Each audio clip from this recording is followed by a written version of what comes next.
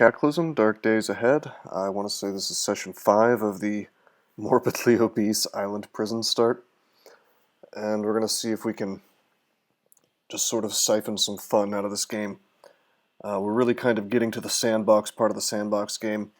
I mean, if you're trying to play this game to enjoy the challenge of survival or whatever, I mean, I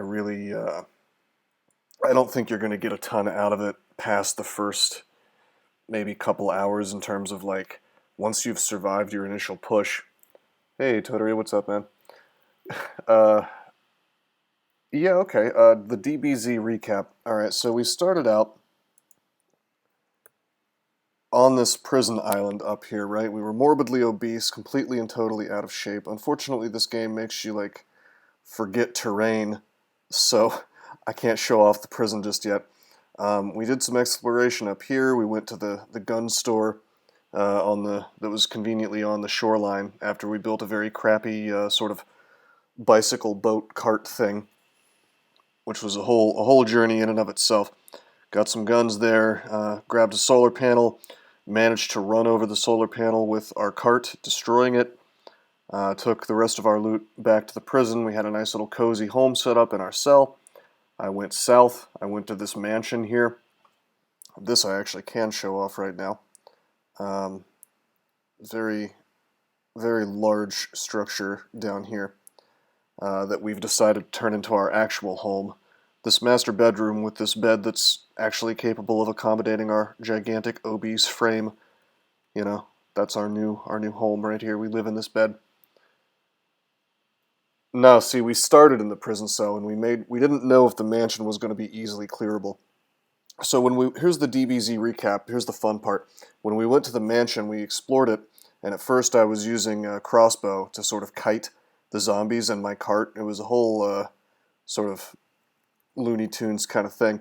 But then I got to this room, and it turns out that our rich mansion owner man happened to be some kind of medieval arms and armor weeb. So we found like a pike and some plate mail, and so now we're running around in literal plate armor and a great helm and a gigantic ass pike that we can use to hit zombies from far away. And on top of that, we also have a raincoat, so the rain doesn't bother us anymore. So off camera, like last time, what happened is during last stream, we went down this bridge, right? We took our cart down the bridge. We found some actual genuine vehicles with genuine gasoline and or diesel in them. We sort of went up this way, and we raided the garage and we raided the gas station. Took all the gas and the diesel out. Hey, what's up, Notice's Bulge? You still have the greatest name out of everyone who's ever visited this channel. What's up, man? So anyway, we took that car back off camera. After I took this RV back to the house, I decided it was going to be kind of a tedious process. So off camera, I basically looted a bunch of wood and nails and crap from the mansion, and we attached wooden boat hulls to this to like 99% of this RV. I think the sides don't have any, but like the entire middle column has boat hulls attached to it. And I even used some of my welding power to attach some metal boat hulls, which work a lot better. So if you look at the bottom left, it says wheels enough boat swims. So this thing actually, our RV can actually drive in the water now, which I don't know if that's actually how that would work in real life, but that's fine. One other thing I did was I walked back to the bridge off camera and I grabbed the diesel truck, the one that was functioning, and I drove it back to the base. So we have we have a lot of raw materials to work with, a lot of interesting stuff we can do. So right now, for this session, I think what we're going to do is, number one, we're gonna check out this lighthouse at some point. Am I still morbidly obese? See, Toturi / Rhythm Kitty is coming in with the very important questions.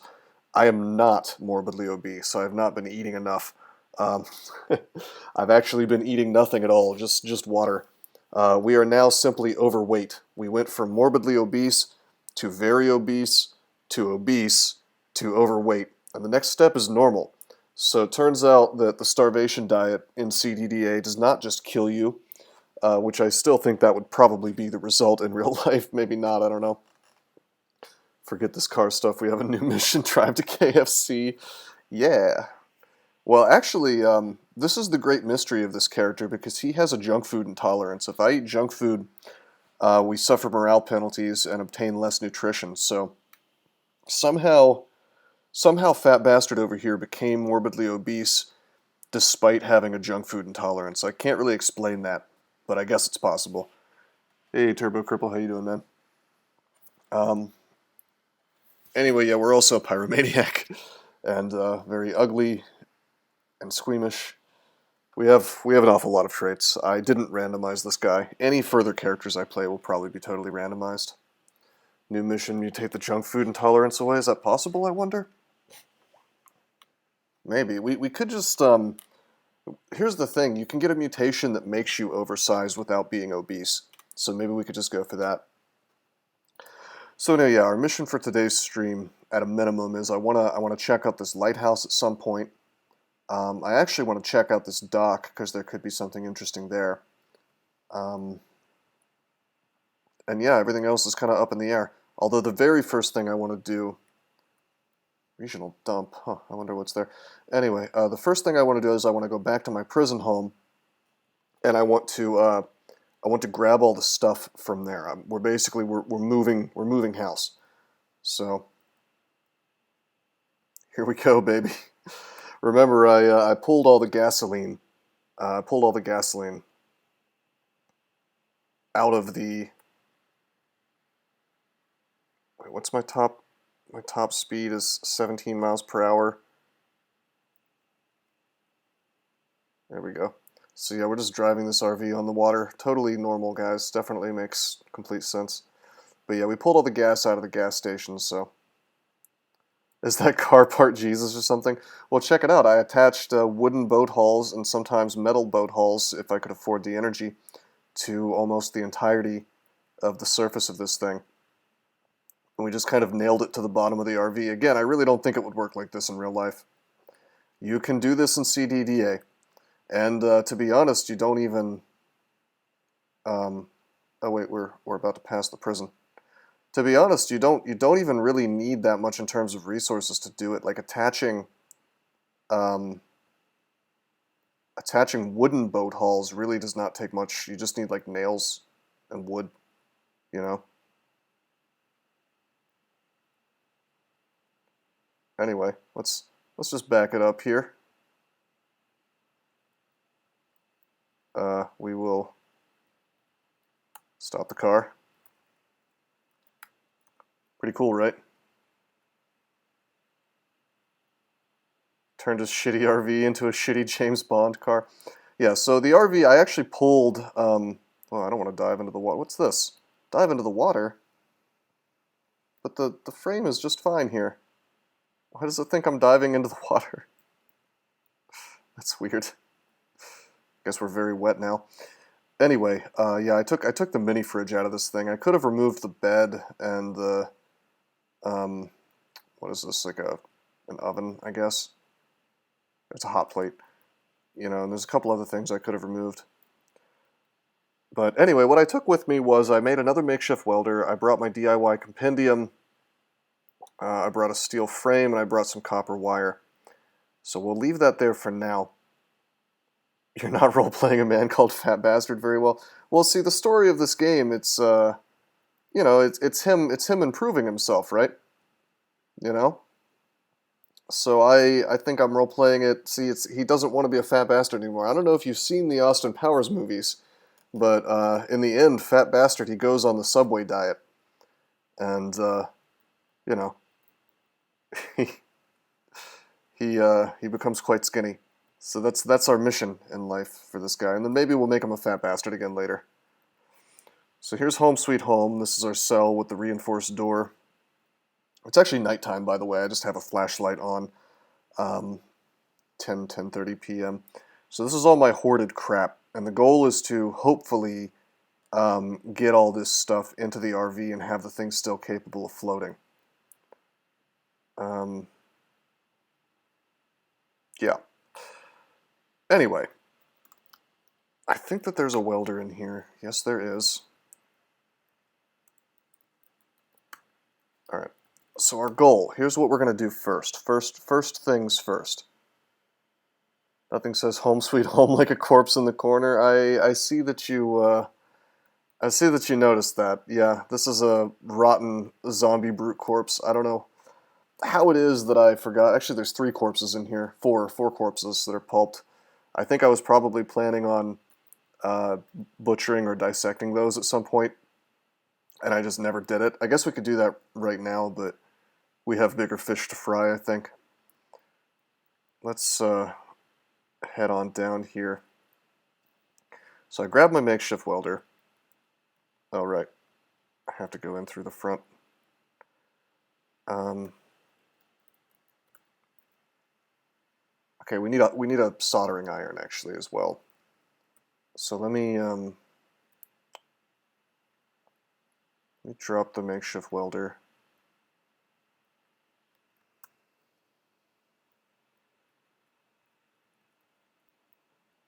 And I think there actually is a soldering iron is already, but it has a charge in it.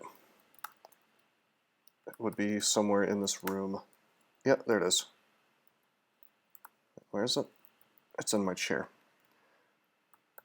Okay, so we'll unload that ultralight battery, fine.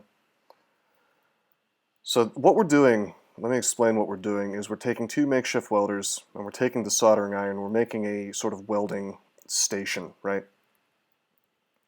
One of the biggest problems in this game is power, right? You're in the post-apocalypse, so finding batteries is really annoying, especially if they're not just like small, not like, I'm not talking like phone batteries, something tiny, I'm talking like appliance batteries, medium, heavy stuff, very difficult to find.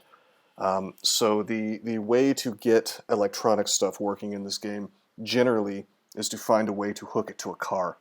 So firstly, we need to make this welding component kit. Your morale is too low to continue crafting. Why is my morale low? Why am I so wet? I'm actually confused because I'm in the raincoat. That's weird. I guess because I went into the water for a second. I did take a dip.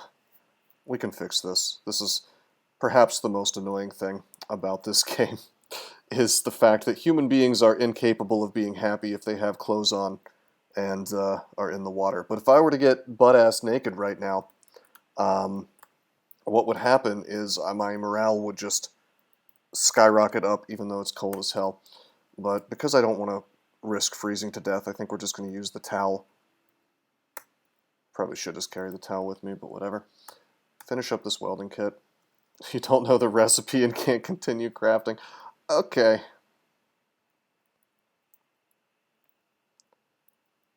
Okay, we will not take a dip again. Alrighty, we have the welding component kit, and then we can turn that into a vehicle welding rig. For that, we just need a steel frame, which we brought with us, some copper wire, which we brought with us, and the book with the recipe, which, again, we brought with us. And once I have this, I can attach this thing to the vehicle, right? And what that's going to do for me... Oh, I just used up all the battery in this thing. That's okay. How did I get mechanics that high? Yeah, I found a book. Basically, my mechanics was 4, and that was the minimum you needed to understand the book. I think I actually... I think it's in the prison. Anyway, I've been messing up here. We actually didn't... we didn't want to be using our flashlight. We wanted to be using our cell phone, which uses significantly less charge. My bad. Alright, so we're masquerading as a vehicle welding kit right now. I'm going to find out what it takes to install this thing. So we want to put this thing, I think, on the inside, right? Let me see this. Trunk. Aisle with lights, trunk. Okay, we'll put it next to the hot plate, I think. So where's the hot plate? kitchen unit. I guess that's all it is. Install welding rig. I guess all we need. Yeah, I guess we can just do this. But yeah, I actually don't, I'll be honest, I don't remember where I found that book. It might have been, I don't think it was in the, I mean, it wasn't the DIY compendium, because that takes your fabrication up. I think I found it in the prison somewhere. Actually, you know what, we're gonna look for that right now. I keep all my books in the chair. Yeah, it was internal combustion fundamentals. Now, this is not like DCSS where it tells you where you found stuff. Chances are good I found this in the prison somewhere, but it's possible I found it. It's possible I found it in a house when I was sort of cavorting around this town and having kind of a rough time. It's possible I found it. I know I didn't find it in the gun store. Could have been in the mansion. It could have been, actually, we might have found it in the garage, but I think we found it way before that. I'd have to check the videos, but anyway, we found it. And it's been very handy for us. Let's pull these books and go ahead and put them, whoops. Obviously we don't want to take a bunch of rocks and soil with us. Oh, here's my 2 leg splints. You guys may not know this. I don't know how many of you saw the previous streams, but our fat bastard broke both of his legs at one point, and that was a real exciting time. That was part of why I had to use a vehicle to kite the zombies instead of instead of being able to simply, you know, run away from them. Okay, we're gonna drop all this crap into the seat. Actually, I'm not sure. We cannot haul things into the back, right? So it's going to be kind of annoying to get stuff into this vehicle. Also, I'm confused on why it thinks I'm diving into the water when I go into this this location or this location. I mean, how did I break them? What happened is I fought a dog, and essentially I didn't realize that I was trying to shoot the Z9, also known as a zombie K9, and I did the fire button. So like, let's say we have this rifle and wear it. I did the fire button, and then I pressed A for regular aim, and then it's like, oh, do you want to keep aiming? And I was like, sure, ignore further interruptions, because that's just like average aiming. And then and then the dog proceeded to bite me like 9 billion times as I kept trying to aim at it. So it turns out you really just want to like do the aim that you're already at, which is one of the confusing things about this game. But anyway. After that, we actually didn't have broken legs, and were you low on stamina? I was probably low on stamina as well. That's why I was using my gun. But the thing is, I didn't have broken legs at that point. I went into my house, and I went and I crafted some stuff. Didn't realize I was cold because the dog had beaten me up so badly that my pants literally fell apart. And then because my guy was cold, his legs broke, which is very realistic. That's exactly how stuff works in real life. Anyway, this thing, how much charge does the battery have here? It says capacity 2500, and it says status 4%, but there's no actual, I mean, I don't want to have to do the math on that. Oh wait, there it is, 104. Check it out. We're going to turn the car on. Kind of a crappy engine. We're going to let go of the controls, leaving the vehicle on, because we're trying to make it charge the battery, right? Is the alternator damaged? It's a little bit damaged. I wonder if I can repair that.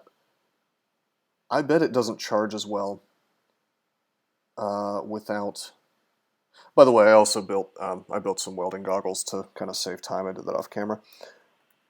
It takes 50 charges Alright, so I'm gonna think about this. Welder, 100 out of 500.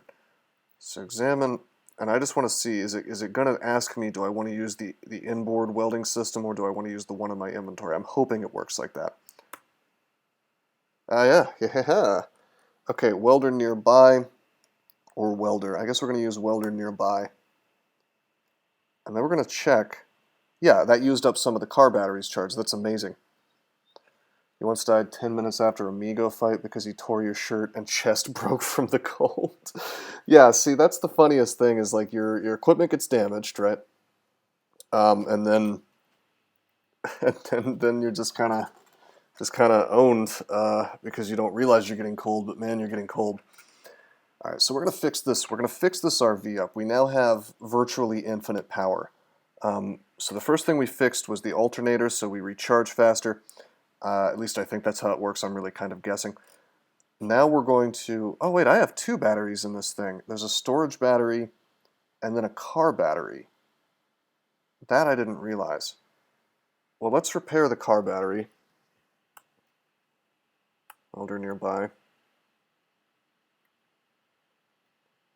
It's probably pulling off the storage battery. Where's that? This is an RV after all, so I guess it makes sense for it to have multiple batteries. I always thought it had to be connected to an alternator, though. Where is this storage battery installed? Very interesting. So we're kind of exploring this whole system together, you know.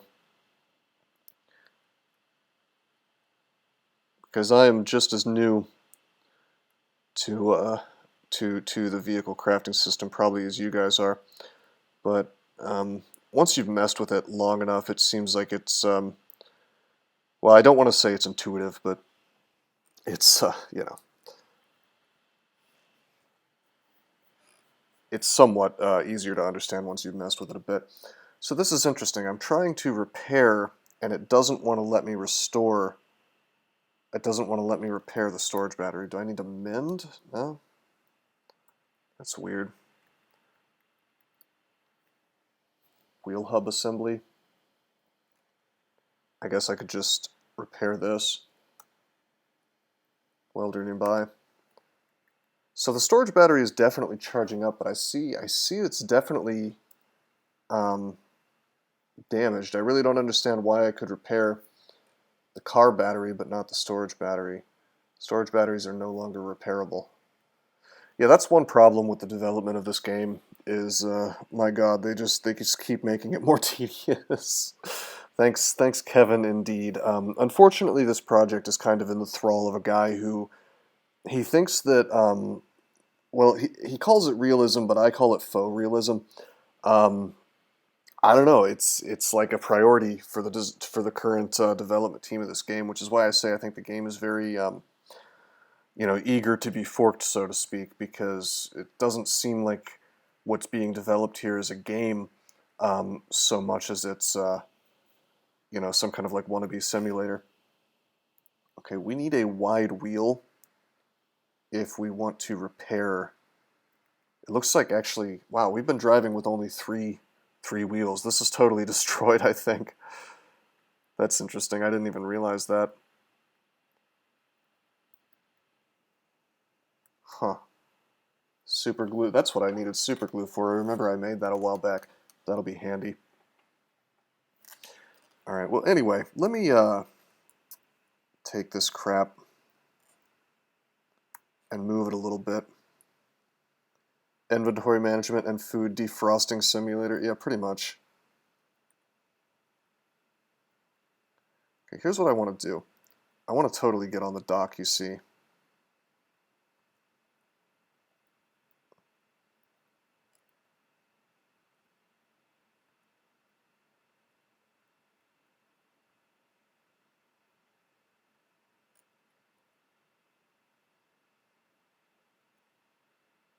Okay, this is perfect. This is what we want. Stop driving. So now I can sort of walk around my own car without risking going in the water. Although I have to wonder, if I drop things into this trunk, are they just going to conveniently go into the water? I'm not sure exactly which tile the items that I currently have in there are considered to be in, but I guess we'll run the risk. So we did the main thing that we wanted to do. Also, I'm going to turn this back on. Uh-oh. The engine didn't want to start up. Perhaps we should repair the engine. Do we have the power? 8 mechanics sure is an awful lot. So I think we can probably repair this engine. Oh, hell yeah, we can. I feel like a whole world has opened up to me. Boom. That is a fully repaired engine. By the way, can we make a wheel? Apparently not. You know, for all of our mechanics knowledge, we don't have the ability to make wheels, although maybe with that internal combustion book, I don't know. Except, didn't I drag all my books? Oh yeah, they're right here. Yep, nope, can't make wheels. So we're just gonna have to steal a wheel off of one of those vehicles, perhaps on the bridge. I think I went to do that and there was some reason I couldn't, because you need a tool with jacking, which I have, but I think like the cars were too heavy for me to jack them up and then take the wheels off or something. I don't know. We'll mess with that. I want to fix that wheel. That's important to me. That can't be good to be driving around on that. But anyway, we'll leave the car running, idling to charge up the batteries. Try not to wreck into anything so that our beautiful storage battery doesn't get messed up. Now, I don't really care to pull all of this like hoarded crap from the prison. I really just wanted to get my books. Maybe, well, my guns as well, I suppose. But I don't think we need to like take all these panels and all this metal and blah blah blah. It just doesn't seem necessary. Even this metal tank, I mean, I guess I'll take this. But we can just get more tanks by taking gas tanks out of stuff. We want this antifungal drug. Some cooking oil. That's pretty cool, I guess. Could possibly make like a lamp oil car. I think diesel engines can run off lamp oil, but I could be wrong about that. Take the towel. Yeah, I mean, I don't think there's really anything else in here other than the giant pile of guns that I have here.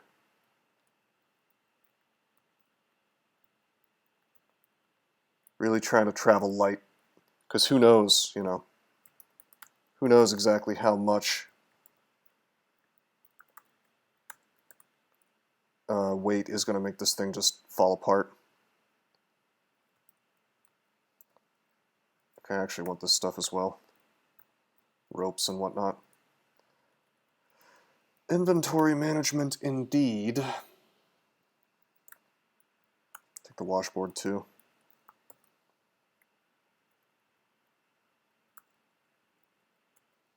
And I think that's pretty much everything important, right? There's a hammer. Do I have hammering 3 in my toolbox? Yeah, I do. Don't need that. All right. Yeah, we can leave all this crap, I think. Except there's batteries as well. We'll take those with us. Trying not to turn this into like a absolutely tedious kind of grab everything I possibly can and hoard it sort of session, you know. Let's drop this book as well. Maybe we can make some of those bear traps and have some fun with that. Okay. Okay, yeah. We can... I don't see anything else. Yeah, I don't see anything else that we need. Very cool. Moving up in the world. Soon we'll never see the inside of a prison again. Well, I mean, I guess we might, but only to explore the other prison, which sort of strangely spawned nearby.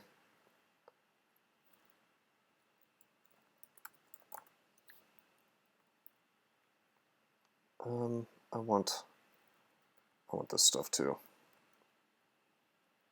Okay, so what we're gonna do is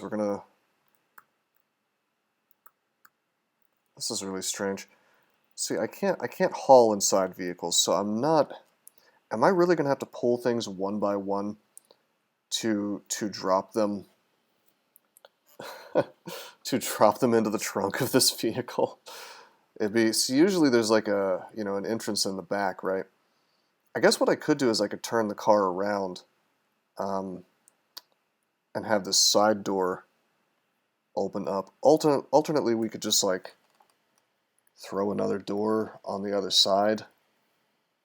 Maybe. I mean, I guess I'd have to remove the board here and then turn that into a door. Alright, fine. How's our gas doing? Still 56%. The batteries are all charging up. That's pretty cool. Shutter door. Can't do a door because we don't have a steel frame, but we do have sheet metal. That's fine.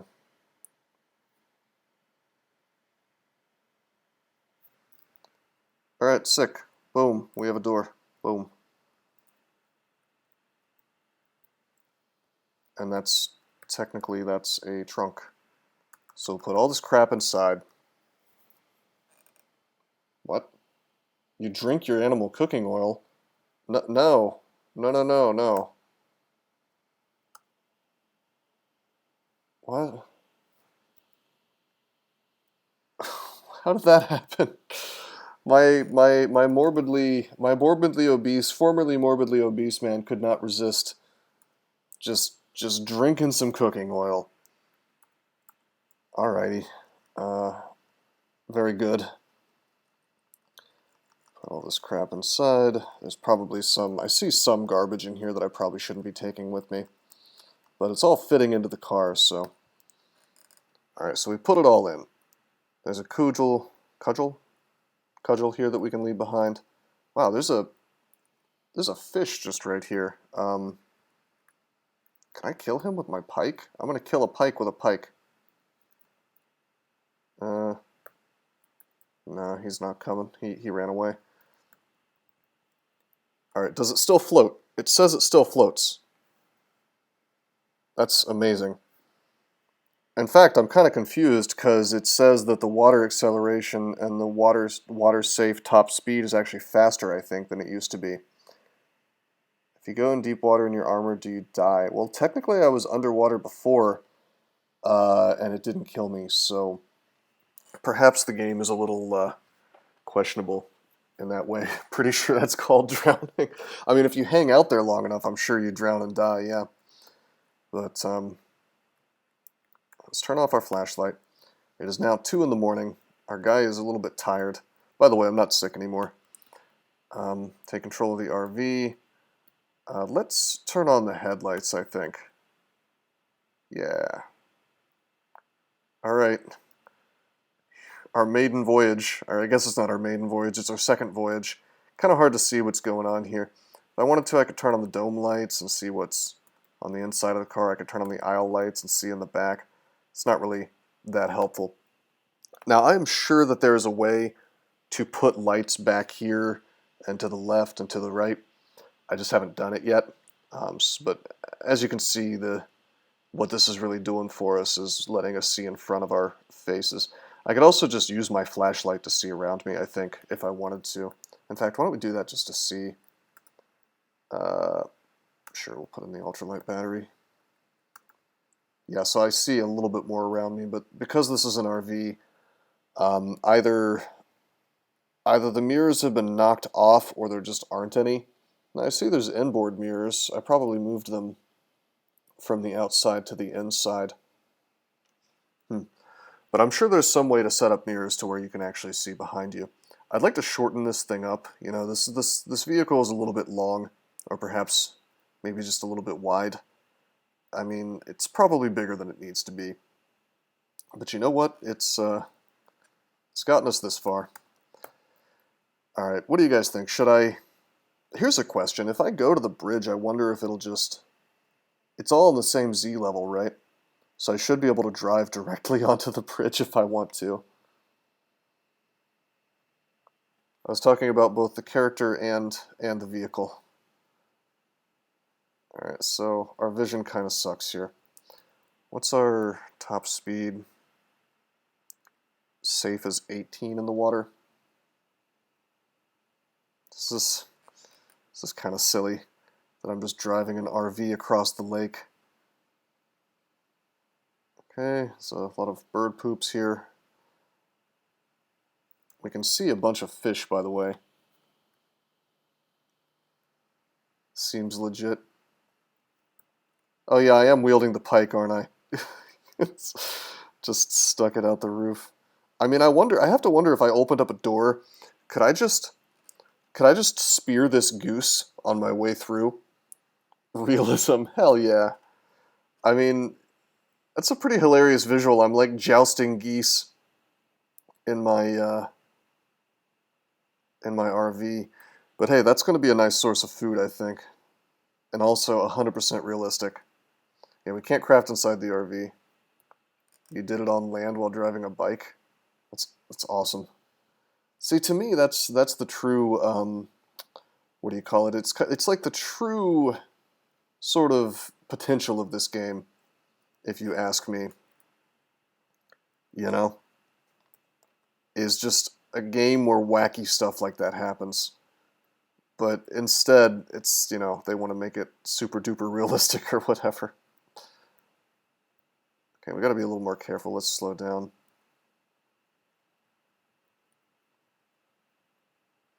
Trying to get onto this. Oh, there's railing. Okay.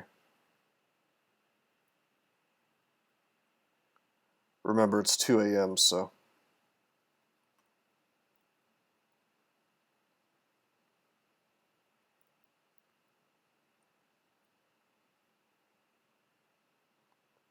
Be quiet, we don't want to wake anyone up. Well, it's more like I don't want to hit any of these damn cars. Okay, stop driving. I'm gonna... The RV is too heavy for its engines, excuse me? Turn off the headlights.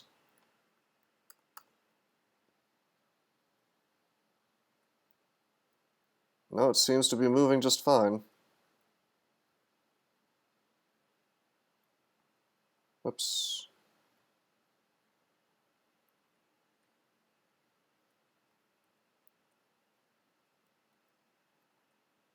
Okay.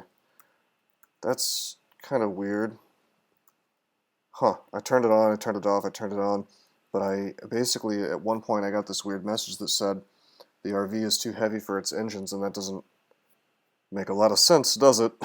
But the car actually started, so who knows. Anyway, let's... I get that all the time, you don't know if it's a bug or not. I mean, it seems like it's probably a bug.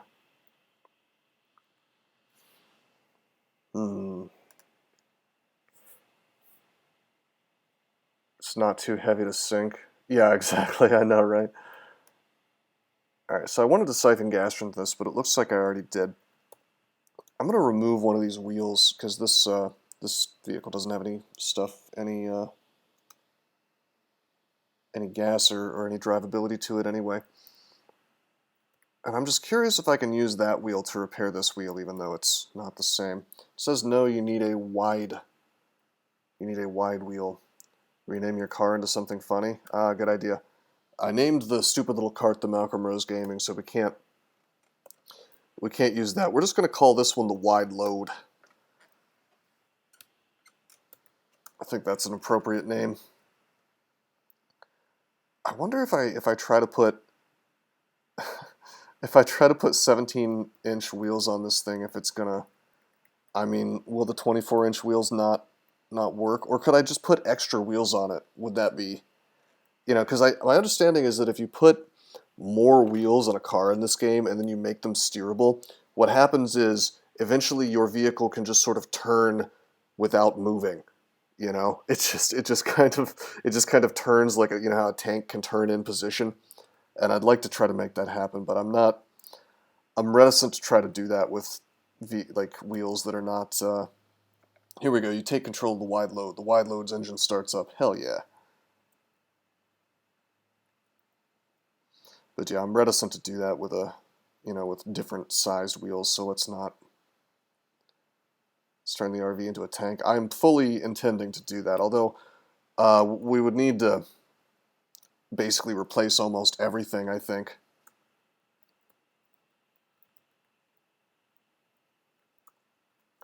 In terms of we want military plating, right?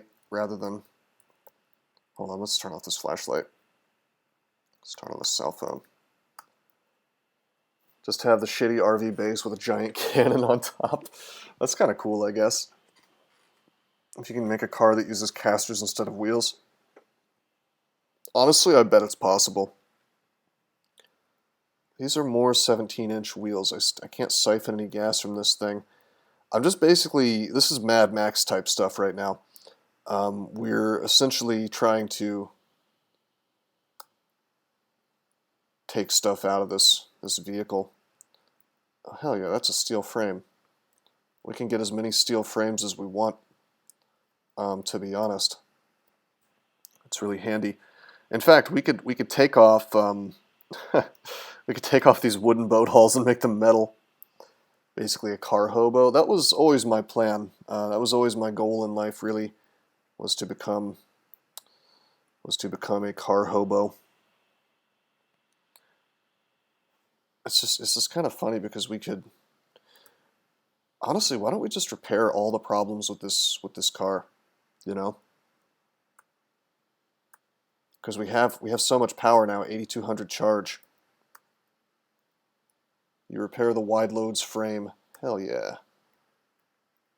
There's almost no reason not to fix this thing up. You can't see that it's damaged, really, but it is. And this will allow me to run down some zombies without feeling too bad. Because it doesn't actually, this is the strangest thing, is it doesn't really cost resources for the most part. If I'm repairing wheels, it costs resources. You see, I need super glue, apparently, and a plastic chunk. But for just the metal parts of it, it's just straight up welding power is all you need. Which is kind of cool. And there's a lot of damaged parts, though.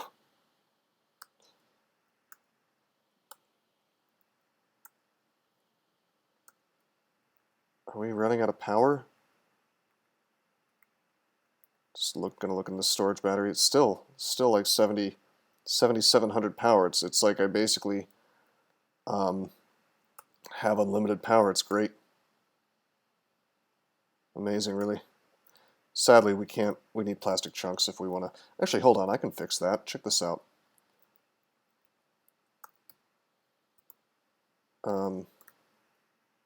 I thought I could cut up cash cards for plastic. I guess not. What happened to DCSS? Just curious. Yeah, I'm banned forever. I'm not allowed to play DCSS anymore. I mean, I'm not done with DCSS. I will play some more. I just thought I'd do some CDDA for a while. I mean, this was never only solely going to be a a DCSS channel, so to speak. But I mean, we can, we do have a tournament coming up, which I'm participating in. So you're going to get some DCSS content then at a minimum. You think it's the butcher command? I thought that was just B. You don't have the necessary tools to disassemble any items here. You cannot disassemble this. I don't see any listing of what it becomes when it's disassembled, so yeah, I don't know. The haha funny is what that was. I'm not banned. I mean, I am banned from the Roguelikes Discord because Gamafunk told Pyrol to do it, but no, nobody gets banned from DCSS itself. It's not really possible, to be honest. Normally you get a pop-up window when you have the tools. Interesting. But yeah, no, the streak did not end. I am at 50 wins. Part of the problem with that is that I am so above and beyond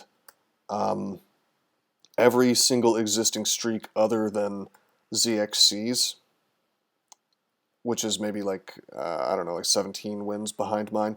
He's not playing anymore. There's a lot less motivation to try to go for DCSS streak games when I am the world record holder, you know. Oh, hell yeah, we can turn off our cell phone. The dawn has come. Pretty much SGG. But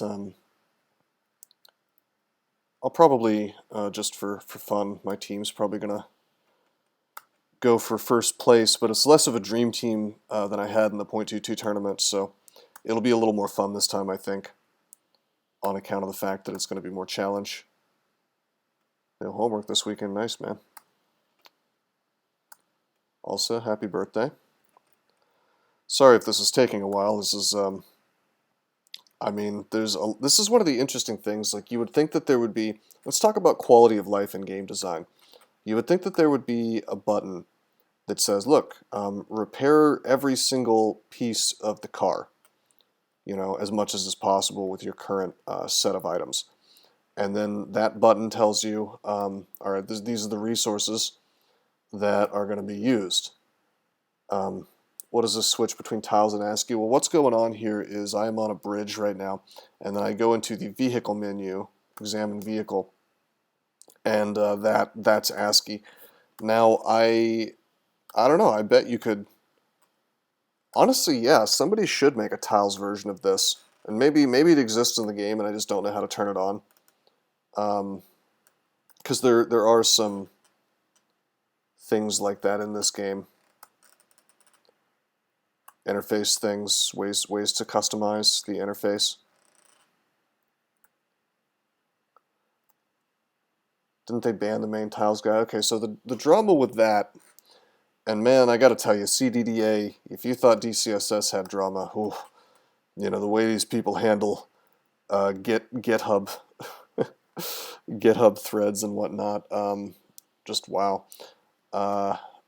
So basically the drama there is that there was at least one, perhaps several tiles in the dead people tiles is what it was called, I think. And that's the one that I'm using right now. And so what happened is at least one of those tiles, maybe a few, were from a Minecraft mod. And so they're really paranoid about copyright, and that's understandable to some degree. You know, Kevin, the head dev, and the other people who sort of have his back, they're very, very, very, very, very paranoid about copyright. Now, in my mind, I don't think it would really be that complicated to just say, look, if you have, you know, if somehow something has made it in that you own, just tell us and we'll take it out. And realistically, that solves the problem. Realistically, you know, no one is going to sue you because your not-for-profit game has some tiles in it that they made. They're going to say, please take my stuff out of your game, and you're going to say, thumbs up, fine. So it was this huge, huge, huge freak out over nothing. And what essentially happened was this dude, as far as I know, is banned from life for the project. I think by Kevin himself, and it's just bizarre because I don't think he even claimed at any point, and this is my understanding of it. I don't think he claimed at any point that the tiles were you know, that the tiles were original. The tile set guy was not banned at all. I thought he was banned from contributing to the project. Is that not true? Like, I thought they specifically said they didn't trust him anymore. It was like this whole thing. I saw a screenshot of this where he said, where Kevin was saying that, he would have to earn his trust again or something, some really wacky phrase. Well, let me tell you something from a computer science standpoint. I can't think of a good reason why they really need GitHub for collaboration. Well, it's not hearsay in my, at least for me, because I'm speaking based off of screenshots that I saw. Um, they're from a very old tile set. Yeah, okay, but it somehow ended up in that particular guy's tile set, and he got blamed. Is that not true? Am I wrong on this? I could have sworn I saw a screenshot where that dude was getting blamed, but nobody blames him. Okay, all right. I will have to do a little more research and get back to you because I don't have the screenshots sort of on hand right now. That would be an interesting discussion to have for sure.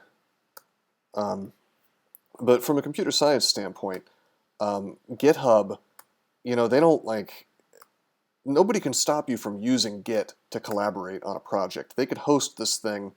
They could just host, what do you call it, like the master copy of the repository on a server somewhere if they were so inclined. And GitHub is just like a convenience thing. So I mean, considering that they own the URL or whatever that everybody downloads the game from, I mean,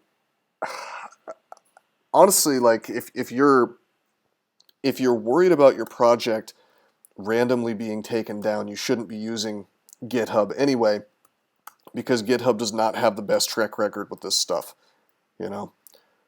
So it's like I would not want to run a project about a game that I actually truly cared about, especially, well, I mean, this is not making money, but if it was making money, there's no way I would trust GitHub. Why would anybody take the game down for something stupid? I don't think that would happen either, but I mean, if that's something you're worried about, you really shouldn't be on GitHub in the first place, if you ask me. Just my 2 cents. All right, guys, I think we're almost fully repaired now. It's only taken like all night long of my dude just kind of welding on a bridge in the rain. Just kind of an interesting visual. Hell yeah, fully repaired RV. Some of the headlights are still busted. This wheel is still missing. GitHub is trigger happy. Yeah. Well, every single one of these companies they're cowards, is what they are. Um, and I'm sorry to say it, but it's true. Whether it's a social media company or it's GitHub or whatever, all of these, like, we're hosting stuff for you, haha, type companies, they're complete and total cowards. They don't, they talk a good game about having principles or whatever, and they'll try to sell you that idea, you know, so they make more money. But um, the reality is this the wheel that I want? No, it's a racing wheel. The reality is that they'll drop you like a bad habit. They'll drop you like a hot potato, um, in about 3 seconds flat if you create any kind of issues for them. And by create any kind of issues for them, I don't mean that you actually caused a problem. I mean somebody complained about you, um, which is one of the reasons why the modern internet is just so unfortunate. Oh, here we go, baby. Ah, this is the problem. All right, we need jacking 5. We need jacking 5 or strength 223. So we found this scissor jack, right? And that only has jacking 4. How good are you at jacking? Only 4. Only 4 out of 10. Only have 4 out of 10 jacking. We could make a makeshift jack, that's 3 jacking. Scissor jack, which we already have, that's 4 jacking, and that's the only kind of jacks that we have available. Trying to build those muscles, baby. Well, even the pneumatic bionic arms or whatever only gives you like another extra 20 strength. So you pretty much need to be really good at jacking. Extra strength jacking. We don't have 5, we have 4 jacking. So what we're gonna do, and maybe one of you guys can help me out on this. If I lighten the load on this vehicle, does that mean I need less jacking? Because this jack, it says it's rated at 4,409 pounds. So I think if I remove some crap off this car, and I could be wrong about this, but I think that if I remove some crap off this car, like, hold on, 4,935 pounds. Let's just take off this frame. I have to remove all of their attached parts first, okay. It's 4,935. So that took off like 10 pounds. Take off this board. Take off this frame. Yeah, we're shedding the pounds on this thing. So I think if we just like rip, and it's kind of dumb, but I think that if we just rip pieces off this vehicle, yeah, I think we can possibly. How about you turn your car into a three-wheeler? I guess I could do that, but well, why do I want like a tricycle RV? You know, that seems. I mean, tell me what the benefits and the detriments are to that. I mean, surely there's like a problem from doing that. All right, we're definitely making progress. I want to make a brazier real fast. I want to test something, so I'm going to activate this. I think we can. See, we're thirsty, right? I think that we can. If I set this on fire, I can actually make water from the deep water there. The car would flip all the time. Oh, I don't mean in real life, because we all know this game is not. This game is not realistic as much as it pretends to be. 2 planks. Start a fire, clean water. Oh, we need a tool with boiling. That's okay, we'll make another brazier. This is on the go water making. I guess I could probably be carrying around a bunch of water with me. And this is one of the interesting things about creating an actual vehicle that you just sort of live in, is what we could do. I actually ran out of fire there. Is we could have this thing collect water for us. We could put a funnel in there and have it collect in a tank. And so you really can sort of live in your car if you set things up properly.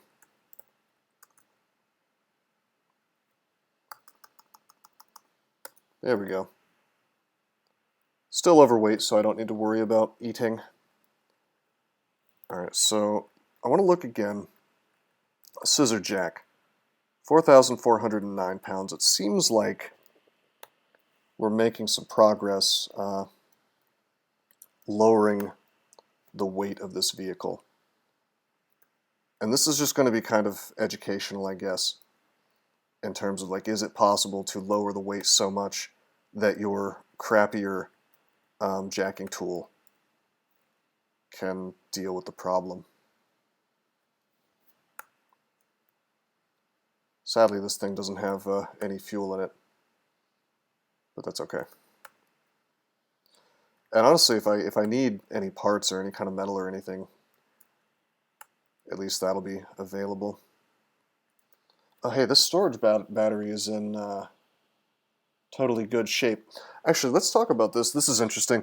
So you also need tools with lifting, like a boom crane or something. Like this storage battery, I really would like to take it out and put it in my car instead of the existing one, because this one's unhurt. But you notice I need strength 20 to pick it up, or a tool with lifting 1. I don't have any tools with lifting. And if I look, well, we have books in here.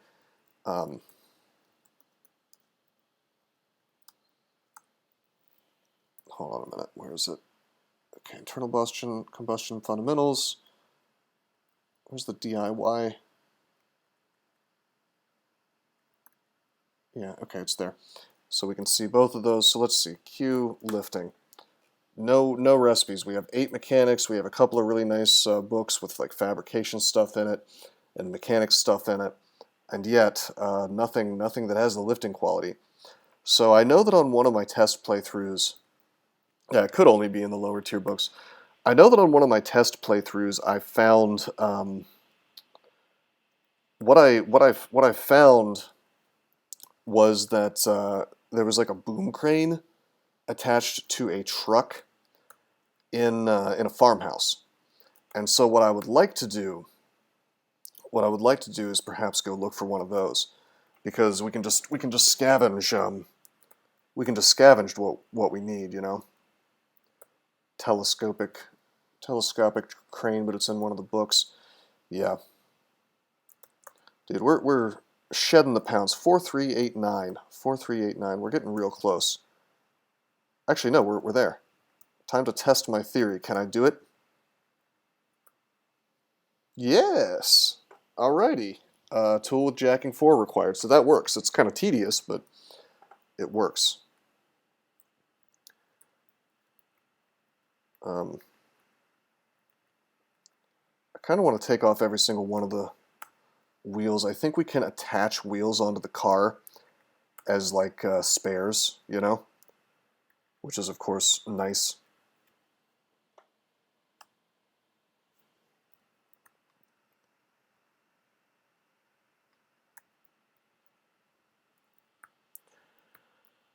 So, first of all, wide wheel, wide wheel of 3, repair. Boom. Our wheels are in good shape. What's your fabrication level? My fabrication level is only 4. But we could take it to 6 if we spent some time reading that book. Do you think if I took it to 6 I would get the recipe? Because that's another way this game works. You know. Maybe I'm just going to add some more wheels to this thing and see what happens. It could be interesting. Let's... Hell yeah, more steerable wheels. Oh, we need jacking 5. See, okay. So we actually, this is kind of interesting. We can only repair broken wheels. We can't, our vehicle is too heavy to actually add more wheels to it. So that's pretty interesting, actually. Doesn't go from a boat car to a submarine. Well, we're just going to need to find a better jacking tool for later. But something I'd like to do is, like, I thought it was possible to sort of mount a spare wheel. Spare. Oh, whoa, what the hell is this? What is it? What is this crap? Forklift arm has 6 jacking quality, and you just make it out of a steel frame. Well, that would have been nice to know about. Interesting. That's really interesting. Oh, okay. Huh. That's quite useful, actually. That would have saved us an awful lot of time. I wish I had known that existed.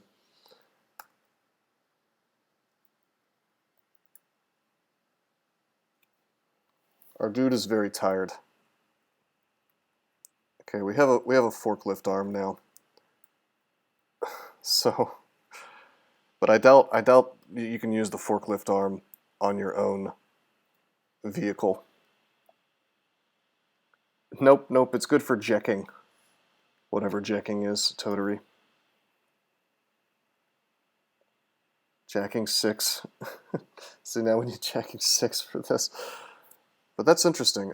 Doesn't that mean that I could just, like, attach a forklift arm on the other car and then do stuff with my car? That's hilarious. Anyway, our dude is tired as hell. Honestly, I think we could just take a cozy nap in our vehicle. I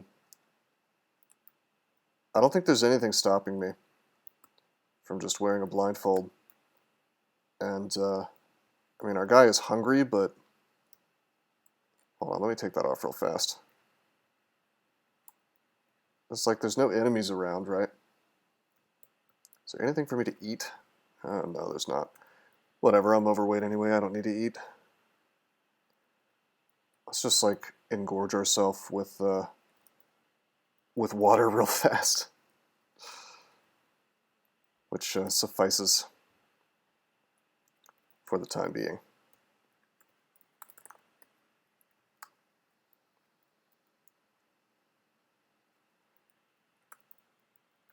This rain's putting out my fires really, really quickly.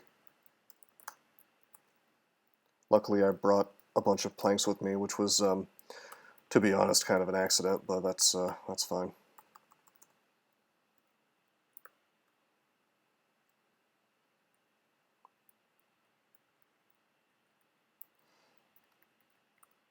Okay. Wear the blindfold, go to sleep. How viable is the water-only diet IRL? Well, I mean, I personally think that would be horribly unhealthy to just sort of starve yourself to kind of lose weight, or to try to lose weight.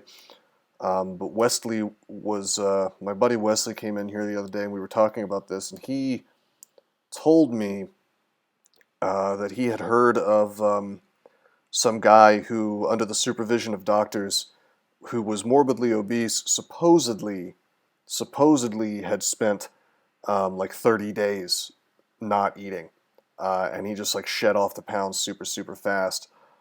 I mean, I still don't, I mean, that does not sound super healthy to me, personally, but I mean, it kind of makes a certain amount of logical sense, in terms of like the whole reason that your body is capable of storing fat is to make you survive in the lean times, right?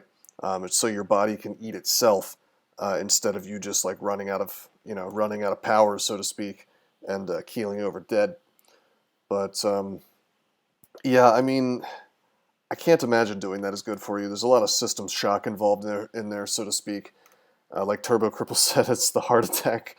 Heart attack risk seems high. Um, but I mean, I don't know. It is 3 a.m. All right, so let me check this out. This is really interesting. So I want this side of the car. I can just sort of stick a forklift arm on here. And what's so unrealistic about this is that a forklift arm presumably would require power in real life. But I don't think it requires power here. But hey, this is a nice learning experience, I guess. So we're going to stick the forklift arm onto the other car. So now we can do all the lifting we would ever want.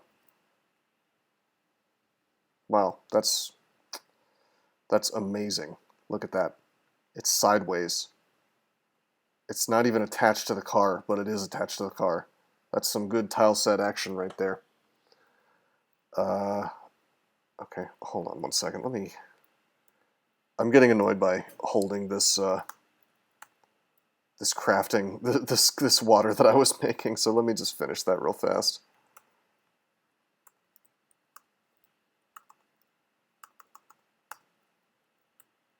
Okay, there we go. So anyway, number one, I think I can install my other wheel stuff now. It thinks I don't have welding. Did I? No, there's a storage battery right there. I'm so confused. Is it because I can't see it? Surely that's not how it works. Okay, there, I guess it's because I couldn't see it. Alright, so wheel hub assembly steerable. I think this thing is front wheel drive. Yeah, so the front ones are steerable and the back ones are not. So I think what I'm going to do is I'm going to take out...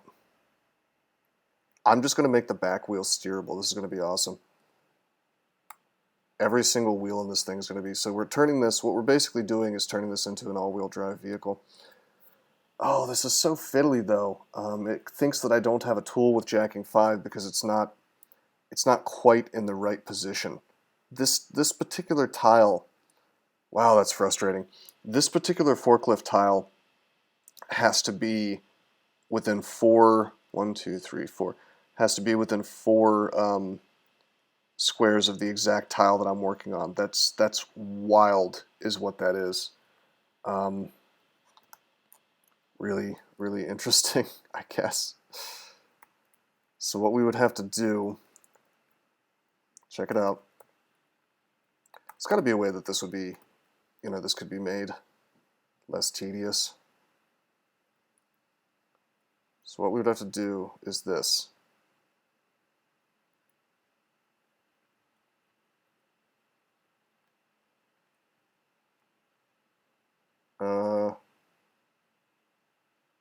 That'll work,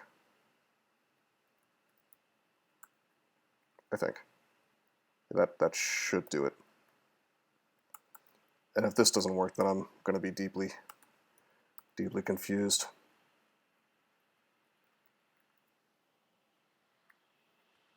Yeah, okay, so there we can do it. So we take off the wheel, we take off the assembly, we install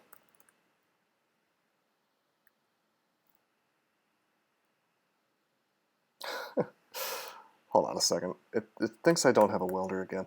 If I turn on the flashlight, do I magically have a welder available? Hold on, let me make sure I put this in the right spot. I want it to be even with the other wheel.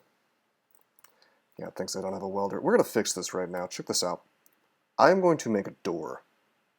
Okay, we're going to take off the board.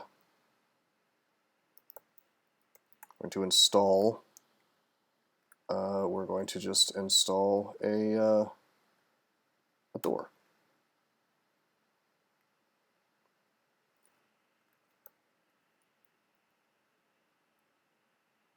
In fact, I'm going to install first of all, I didn't mean to use my flashlight. Whoops.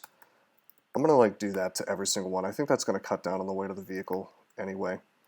And we can possibly leave that crap open, and that'll be nice. Well, it'll be bad for letting zombies in, but it'll be great for actually seeing where the hell we're going. If we want to look behind the car, which would be nice, wouldn't it?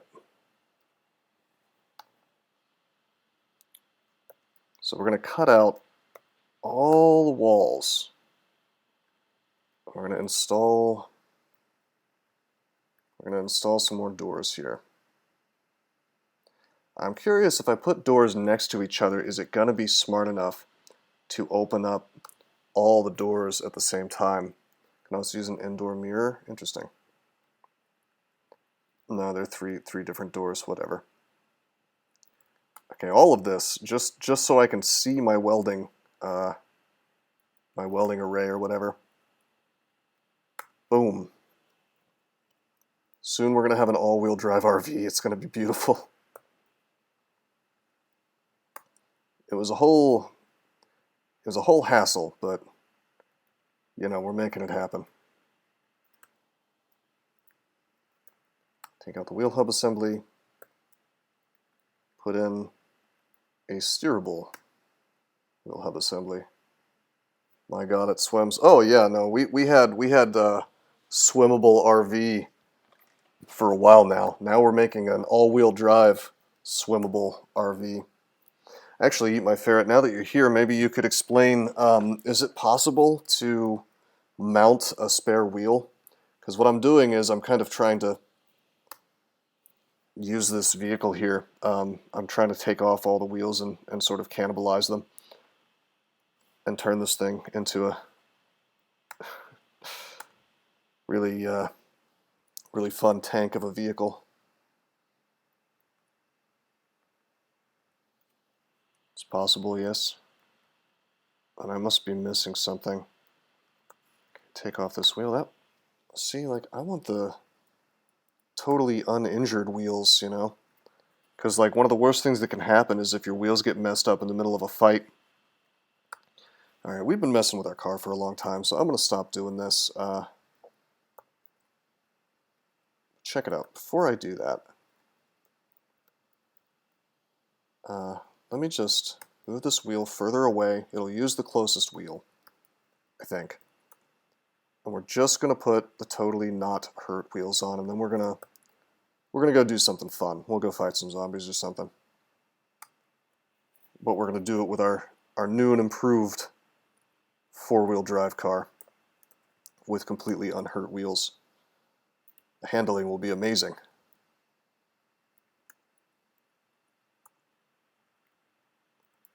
Okay, there's the wheel. All right, so how do I mount? Out of curiosity, how do I mount a wheel on the side of the car or whatever? Because I'm not really seeing like a wheel mount just for a spare tire. I mean, these are wheel mounts for actual drivable tires rather than just a spare on a hook or whatever. And I could stick another. Actually, I could just stick another wheel here if I was so inclined. Why not? Why not? Let's do it.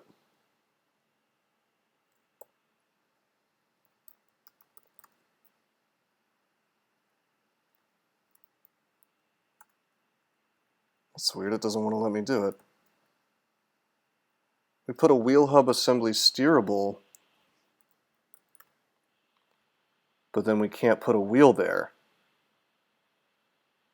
If it's outside, there's a big chance someone's going to get wrecked. That's fair. Well, maybe you can explain this to me. Check it out. I just,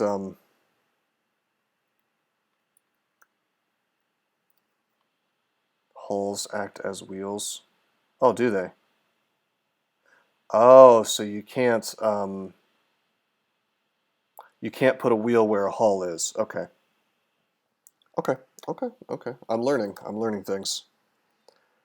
Everything just kind of opened up to us as soon as we got this onboard welding together. One more thing I can do is I can take out this storage battery. One tool with lifting 1 or strength 30. Alright, the fork is... Well, it doesn't really matter. Am I suffering Eat My Ferret by having a storage battery that's this injured? Is it gonna lose charge over time or something? Because I apparently can't, I am. Okay. No, it's fine. Which is it? You guys need to fight it out. It won't let you see other damaged parts either. I don't know what that means.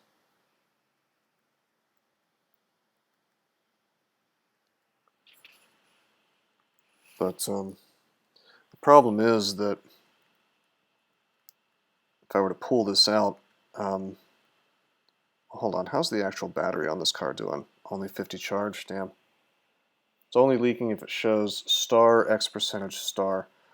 Okay, well then it's fine. It's just injured, so as long as we don't wreck, we should be okay. We can always replace it later. This has a regular car battery in it. So, alright. Overall, I think we actually lost weight on the vehicle by cutting out, you know, we turned this RV really, it's wide open now. It's more of a van, really. There's no walls in the way. I've got my cool little area in the back that still has the sort of kitchen unit and the welding rig. Got a bed back here I can sleep on, although I slept in my chair instead of the bed last night because I forgot that was there, so whoops. But, yeah, no, we sort of converted this thing into a van. You notice I pulled all the seats out, actually. Added some doors. This is pretty good, actually. This is kind of weird with this forklift on the front. It's not exactly going to help us crush zombies, I don't think. Okay, hold on. I hear that in the latest experimental they actually added something pretty cool, which is towing. They added tow lines. Will it float? Oh, it totally floats. We actually went for a swim already. It says that it still swims. All right. So what do you guys want to do? Should we check out Should we check out the lighthouse? I still haven't visited the mansion to drop off my loot, but I think we have plenty of cargo capacity in this thing.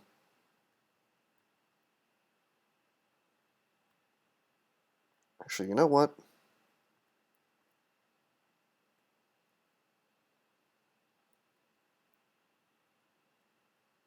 Straighten this baby out here. Stop driving. What's that F in the middle of the lake? See, that looked interesting to me too, but it looks like it's literally just a forest tile. It's like a little forest island. I don't think that's anything special. I guess it could be. Let me make sure this thing doesn't have gas. It does not. Okay, we're going to do something awesome. You guys ready for this? It's going to be super sweet. We are going to use the toolbox to cut metal. You can't cut that. Guardrail. Okay, we're going to wear the pike. Can we destroy this guardrail or not?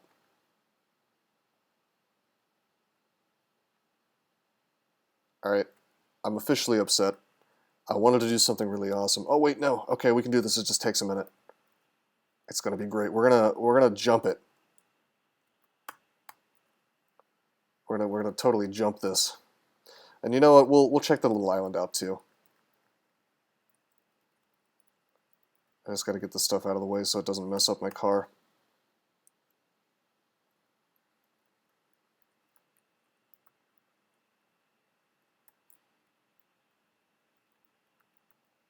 Last one.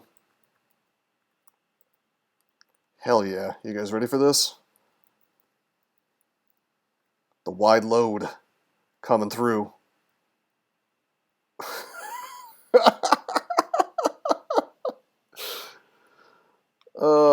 I'm just powerfully struck by how dumb this is. My floating palace here. Am I still overweight? Yeah, I am. Science. Alright. The lighthouse is going to guide me in. How fast can we go safely? 18 miles per hour. And we're going 18 miles per hour. Vroom vroom, baby. I see there's a zombie on the rocks. Alright.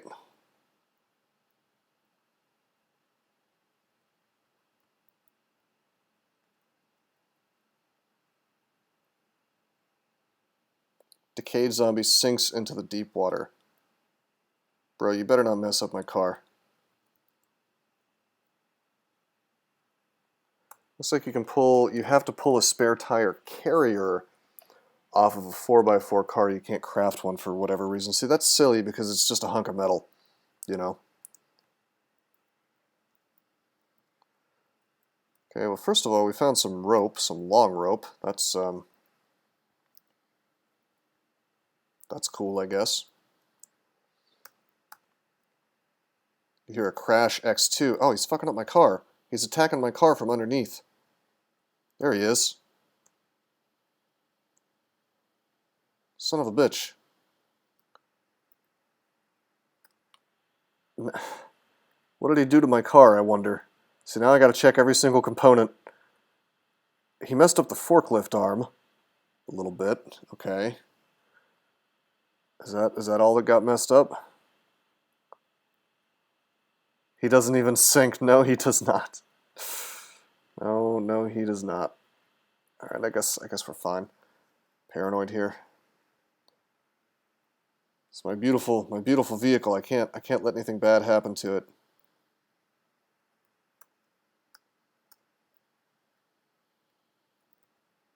Stop driving. Drop the zombie corpse. From the northwest you hear a crash. Is there... You hear a crash. What is...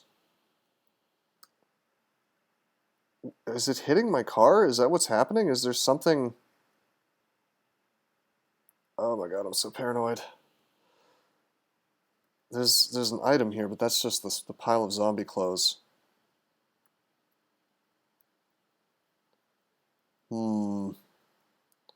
It's curious. I knew it. See? There he is. There was a dude. Interesting.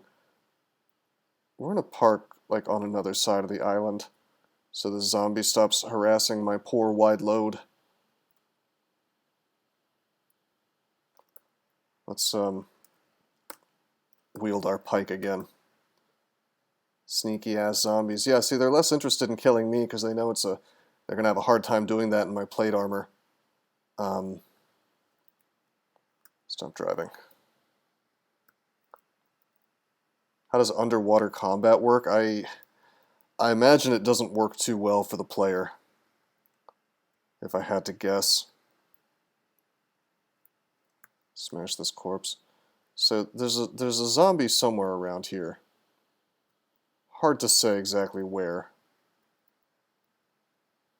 since he's just completely invisible in the water. Okay, there's a bucket here. I don't really care about that. Some fish bait. This seems like it'd be an interesting place to live. Check it out. Computer Science 101. That's a handy book because there is... Wait, hold on. Here's our boy. You're gonna get piked. There we go. White House Keeper owned. Laptop computer. That could actually be important. I hear there's a way to use computers to like take control of robots and stuff in this game, but there's no way, as far as I understand it, there's no way to cheese computer skill up. You just have to have the books. Computers 3 needed to understand you have 0. Where does it take you though? It takes you to 5. Huh. Well, there is a swimming skill, but from what I was seeing people talking about it on online, they were acting like it basically did nothing. So I don't know. Wow, found some interesting stuff here. This is a lot of food, actually. There's also, here's a fun thing. There is a water purifier, and I happen to know that you can hook one of these things up to a car. Yeah, we could do a whole thing where it's like we stick the water purifier in the car, and we just always have pure water as we connect it up to a tank or something that's getting rainwater. So that could be interesting.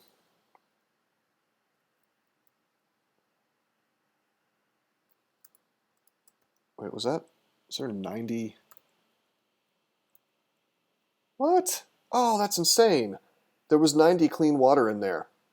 But when I disassembled it, it didn't stay in the tank inexplicably.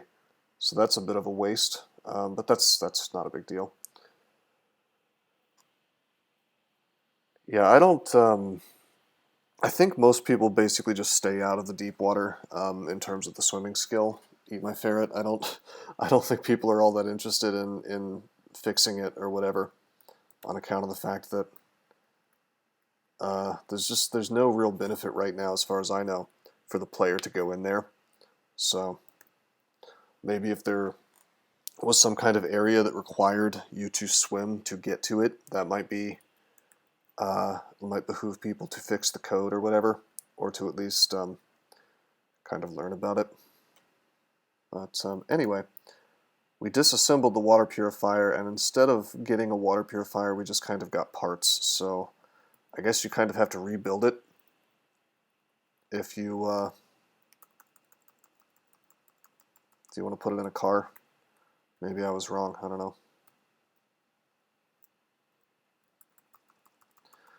Let's take all this stuff, put it on our tile. I might just take all this food with me. We'll, of course, leave the junk food behind.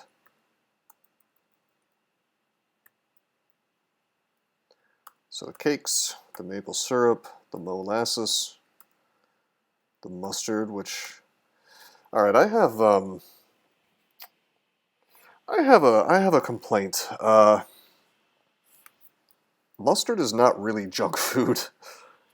You know, I guess because it's in a plastic bottle, it's considered to be processed.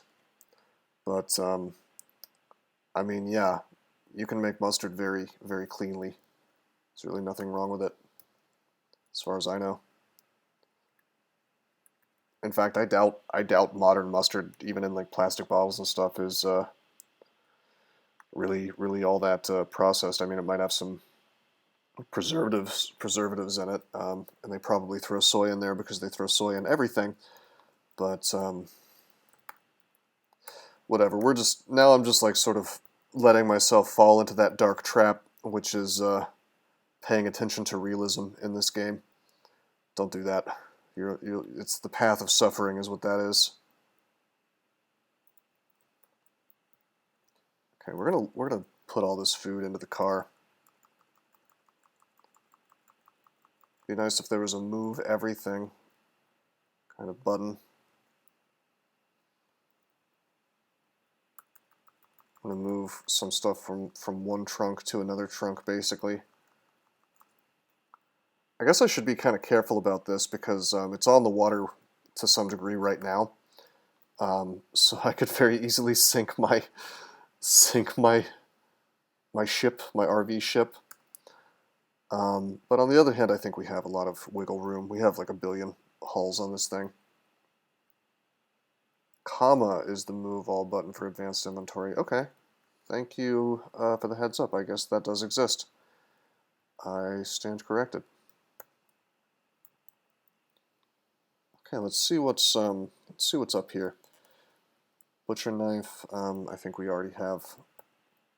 We have a steak knife. So technically, we could get better butchering with this. Some microwave. Probably doesn't do a lot for us. Toaster. Disassemble them for some heating elements or something. Nothing much in here actually. Okay, let's go upstairs. How is it that the lighthouse keeper is not alive? This would be like the prime location that would make sense, right, to put an NPC. Because why would he be dead? He's in a lighthouse. You know, what could have possibly happened to him? Let's take these eye drops. That can be useful. Some blankets and stuff.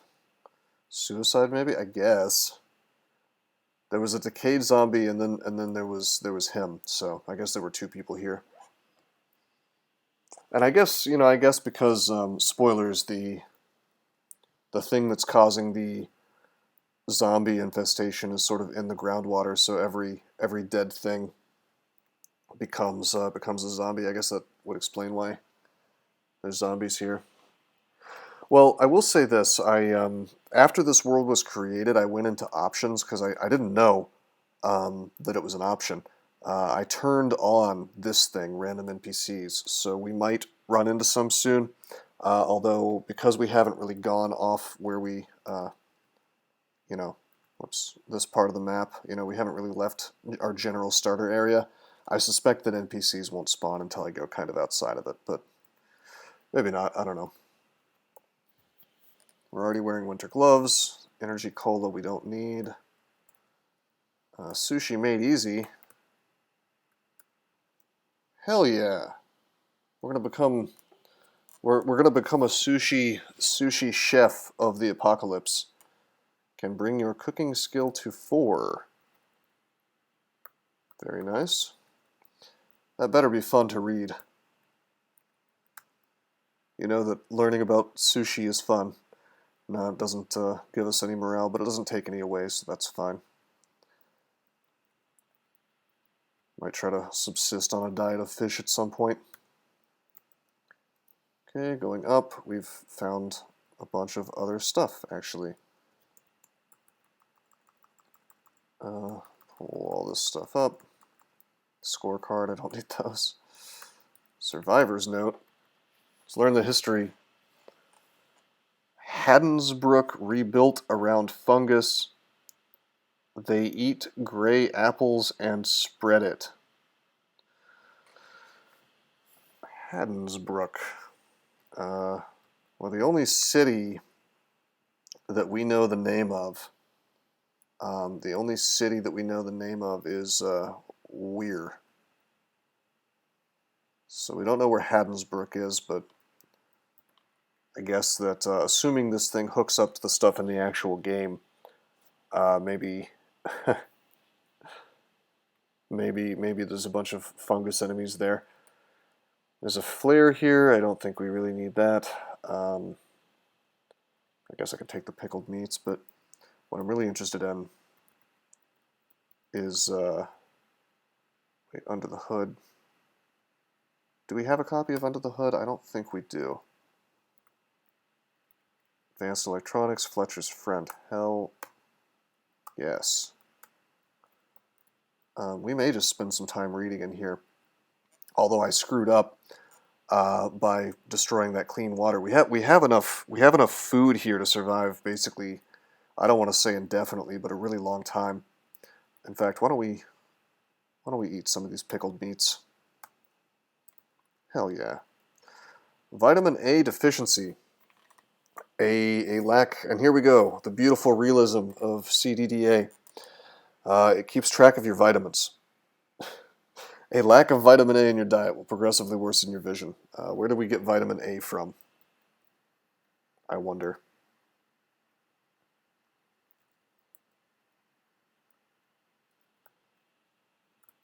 Well, let's read some books. See, the problem is these books all have recipes in them, which you don't memorize until you actually make the stuff. So,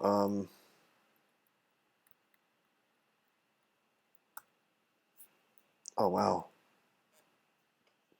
Requires electronics skill 2 to understand. Well, there's an electronics book.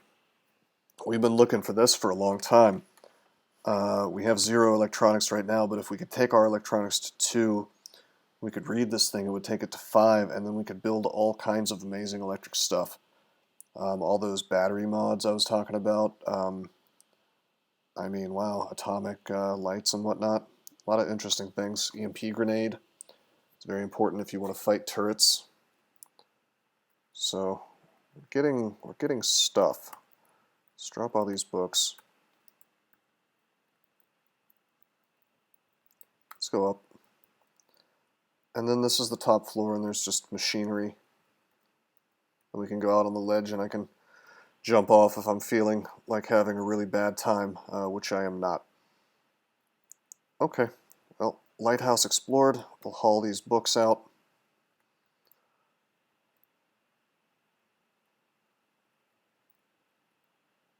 I don't know how it is that I forgot what this place looked like in the 2 minutes that I was upstairs. I guess if you cross too many Z levels. My god, okay.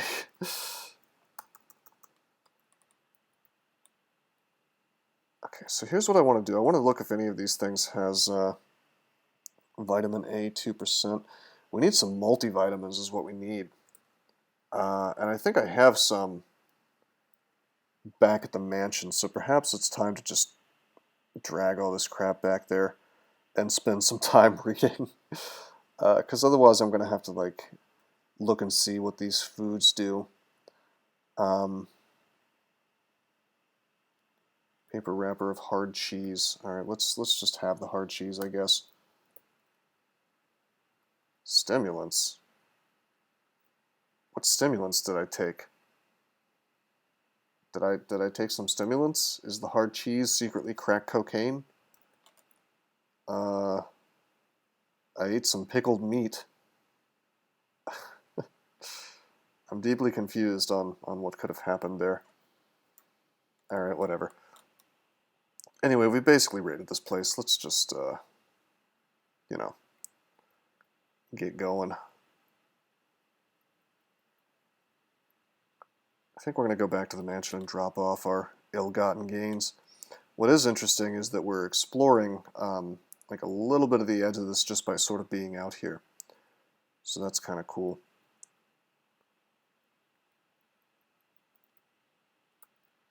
Top speed is still 18 for safety anyway. Technically you can exceed that, but Who knows, parts may start flying off my vehicle if I do that. Not really sure what happens if you exceed the safe top speed. Top speed gets a lot higher when we're on land. You explored that because you went up the lighthouse. You have bigger map vision on high Z levels. So that's kind of cool.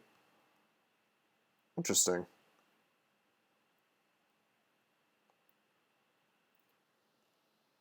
This is hilarious that my RV can just sort of go on the water. I really have to wonder what would happen in real life if you put a bunch of hulls onto a boat. I think, actually, you know what? I'm sorry, I just realized someone asked a question earlier that I don't think I answered. I think I was asked, how is this thing actually moving in the water? And the answer is I've done absolutely nothing to make it more capable of moving in the water. It's just the wheels turning somehow is making it flow through the wild and raunchy seas of New England. It would turn into a pancake. Yeah, well, not necessarily. If you had enough dexterity, you land and take 0 damage, no matter how far you fall. I tested this because I was curious by creating a character in a different world and debug moding my dexterity to like 900, and I discovered that you could drop from the topmost Z level to the bottommost Z level and be A-okay. Propellers aren't coded, so it's just magic. Well, I mean, that's a good example of something that I don't think you really need to put too much time and effort into putting into the game, you know, in my humble opinion. It's awkward turning.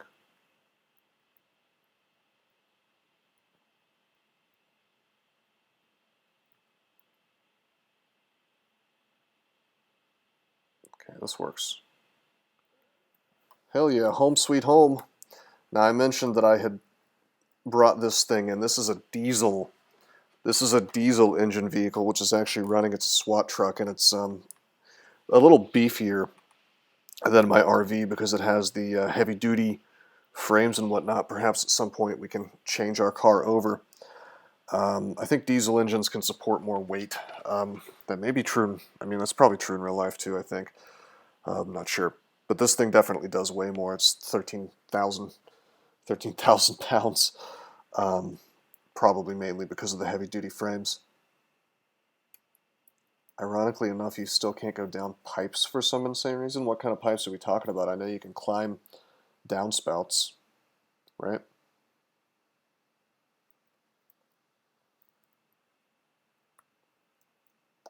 Anyway, move all this stuff out.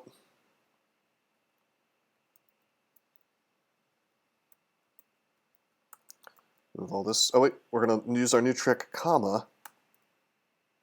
It works already. Gonna do that again for the other stuff that's here, comma.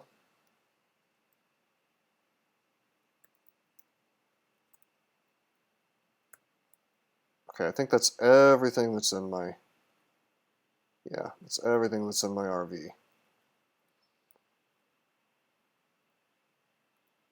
And I can't haul things in the window like this, so let me see if I can just deconstruct this window. We're going to roll the dice a little bit.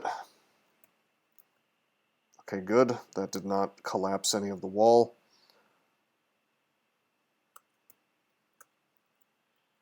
Pull this crap inside. Hell yeah.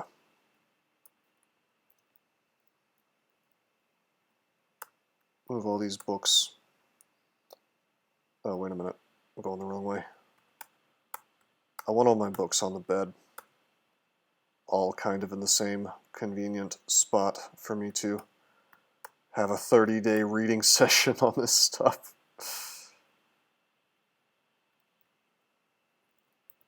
I mean, we're in a pretty good place is the thing. Like we could go on quite an adventure, I think, with our current collection of guns and other tools, especially once I read these books and become basically good at everything. Because we all know that reading a few books makes you a master at whatever their contents are, with zero practice whatsoever.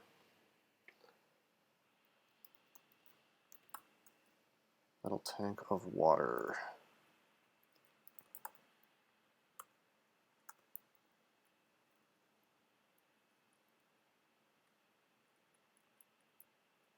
Drop that. I kind of want to. The first thing almost the first thing I want to do is get myself like a ton of clean water. Unload, pour it in a container, pour it into that thing, pour it in a container. I'm so confused. That's filled with two. Oh, okay. They're both almost full. We'll just unload this.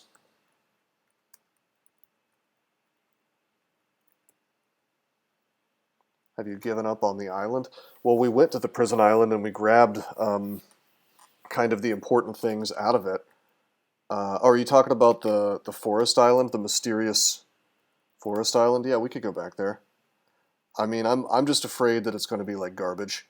Like it's literally just a little square of forest, you know? I sure hope that's not the case. Oh, the prison. Well, there's just nothing, there's nothing there, really. There's nothing left to do there. This new island sounds more interesting. Well, it's just this weird little tile. Like, some shore tiles and then just like a forest. And I think this is just a quirk of the map. But maybe if I go there, there'll be some aliens or something. I don't know. Typically, I think if there was like any kind of special thing happening here, I feel like it would be labeled on the map. Like if it was like a Triffid Grove or something, I think I would see it. Kind of like how we see that there's craters here, and if there was like an anthill, it would tell us that there's an anthill, I think. Maybe not, though. I don't know. It's most likely just a square of forest. See, that's what I thought. So if we're going to do something interesting, I'd like to go somewhere a little more challenging, perhaps, but let me just start this fire real fast. I want to make a ton of water for me, so we're just going to carry around a tank with basically all the water we could ever want. One floor northeast, yeah. So it's actually really fast for us to do this.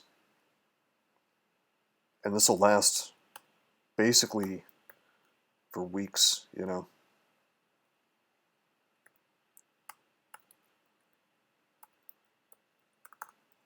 And it's just a matter of going through it. I probably won't even fill the tank up, to be honest. Like 100 or whatever is good enough. Okay, one more set.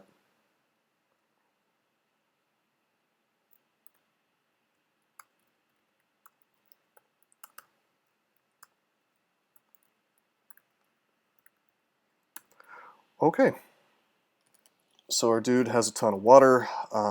He has a lot of food somewhere around here.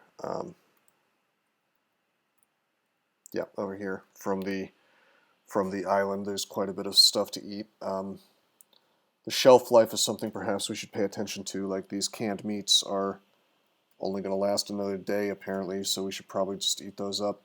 You know what? Let's just. Do the canned meats have any vitamin A? I doubt it.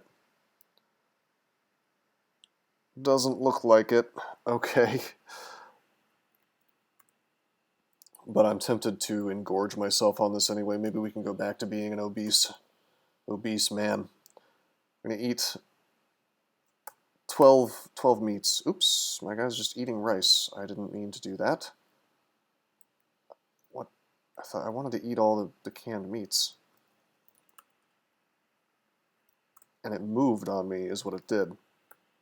Did it go into my inventory? Is that what happened? No, it's right here. Strange, okay. Okay, we're full of canned meat. Very good. Full as hell. And I haven't forgotten that I have the vitamin A deficiency. Let's just carry around a multivitamin with us, I guess.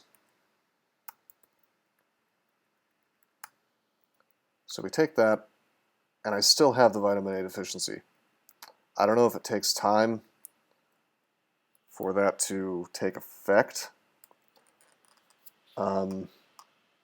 Certainly says that it has a lot of vitamin A in it. Excessive use can cause hypervitaminosis. Well, I'm going to take another one anyway. And okay, there we go. Your normal visual acuity returns. So another very realistic aspect of the game. If you have a vitamin deficiency and you take some vitamins, it is solved immediately. It does not take your body any time to process. But that's, I mean... By the way, just for the record, I'm not actually complaining about the realism in the game. I don't care. I don't think realism, unless you're building a simulator, is something that really matters or should matter. But it's a joke about how, you know, when you start chasing realism, you're gonna come to a bad end, basically. Working as our Lord and Savior Kevin intended. Well, I mean, he has a very peculiar view of game design, which I don't think what he's building is intended to be a game, honestly, and that's kind of a weird statement to make, I guess, because obviously it is a game, but you know, if you look at these GitHub threads about this game, some of them devolve into, you know, it feels like you're watching Looney Tunes. It feels like the Benny Hill theme should be playing when you watch these people run around looking for like how to clean guns in real life, instead of what they should be looking at, which is what's the game mechanic that makes people want to come back to this game, you know, and play it more. And before Vitamin rework tomorrow on GitHub. Yeah, I'm being spied on by the dev team. But I mean, that's my point, is that like it's the priorities to me really do seem ass backwards in this game, and it's just interesting because like the guts of CDDA are so cool. I think you could do something really really fun with this game, but for that to work out, the game would have to decide what it wants to be. Anyway, we have all of our books. Turns out I actually do have Under the Hood already. I think we should read some of this. So let's just start with guns and ammo, I guess. Oh wait, I misread that. We have 2, and it takes us to 1, so that's worthless to us actually. I'm gonna drop this solder and this battery. So it's kind of, you know, if I had OCD, I'd be very disturbed right now because I want all my stuff kind of neatly in piles, and it's very messy right now. That's okay though. So what do I actually want to read? I think I want to get my fabrication up, so we will read the DIY compendium.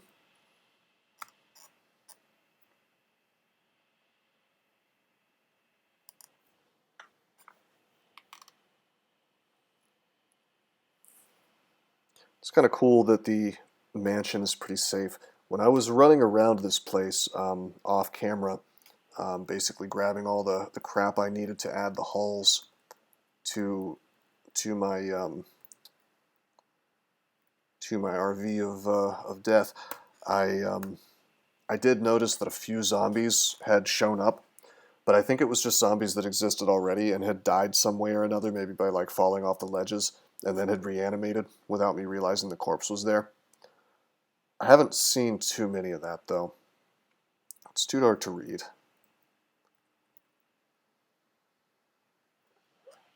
Some zone feature you can use to make your character automatically sort stuff into piles, but you haven't tried it. Interesting. I might have to try that. One thing I forgot to do is I wanted to make a door here before I went to bed. Build door curtain. Are zombies too stupid to open up curtains, or do they have to destroy it and make noise first, I wonder? I mean, we could just build a door, but we'd need to go gather nails, which would be annoying. I'm going to solve this problem really easily with the same ghetto doorway solution that I used elsewhere, which is that we're going to go find a dresser, and we're just going to pull it. They attack anything that's between you and them. Okay, so does it make noise when they tear that down, I wonder? Come on, there's got to be like a bookshelf or something. You know what? I probably tore down all the bookshelves for parts. I just realized anything that was big enough to block. Alright, well if that makes noise, we'll make a curtain, and that'll be a-okay.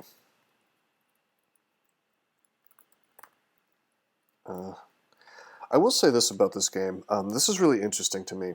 It is so easy to not realize something works the way that it works.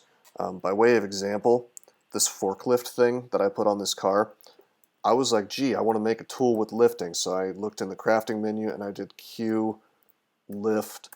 Oh, I can't make anything that can lift. I guess I'm boned. It didn't even occur to me. It was a total accident that when I was looking at my install vehicle stuff here, I just went and I pressed I, and then the forklift arm showed up, you know, and I had no idea that would even do anything. Cart handle? What's this? Oh, interesting. A mattress. Oh, this is hilarious. A mattress strapped onto the vehicle that could serve to blunt any impact. That is some post-apocalyptic engineering right there. External shopping basket. It's really interesting, all the stuff that's possible. Super alloy plating. I'm getting spoiled. Chitin ram. Kill some ants, we'll get some of that stuff. Reaper. Huh.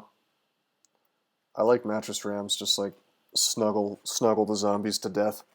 It's beautiful. But anyway, what I was trying to say was, like, you know, you've got not one crafting menu, and actually not two crafting menus, because, okay, here's the second one, vehicle stuff, but then there's actually a third crafting menu, which is this, the construction menu. So when they jokingly call this game Cataclysm, oh hey, we can make metal bars if we want to. That's hilarious. When they jokingly call this game Cataclysm, they're really not joking, you know. You know what? Let's actually build a locker instead of a curtain. Okay, but why though? Are you referring to the mattress rams? Well, I mean, it's nice to stop your car, I guess, from taking too much damage, maybe?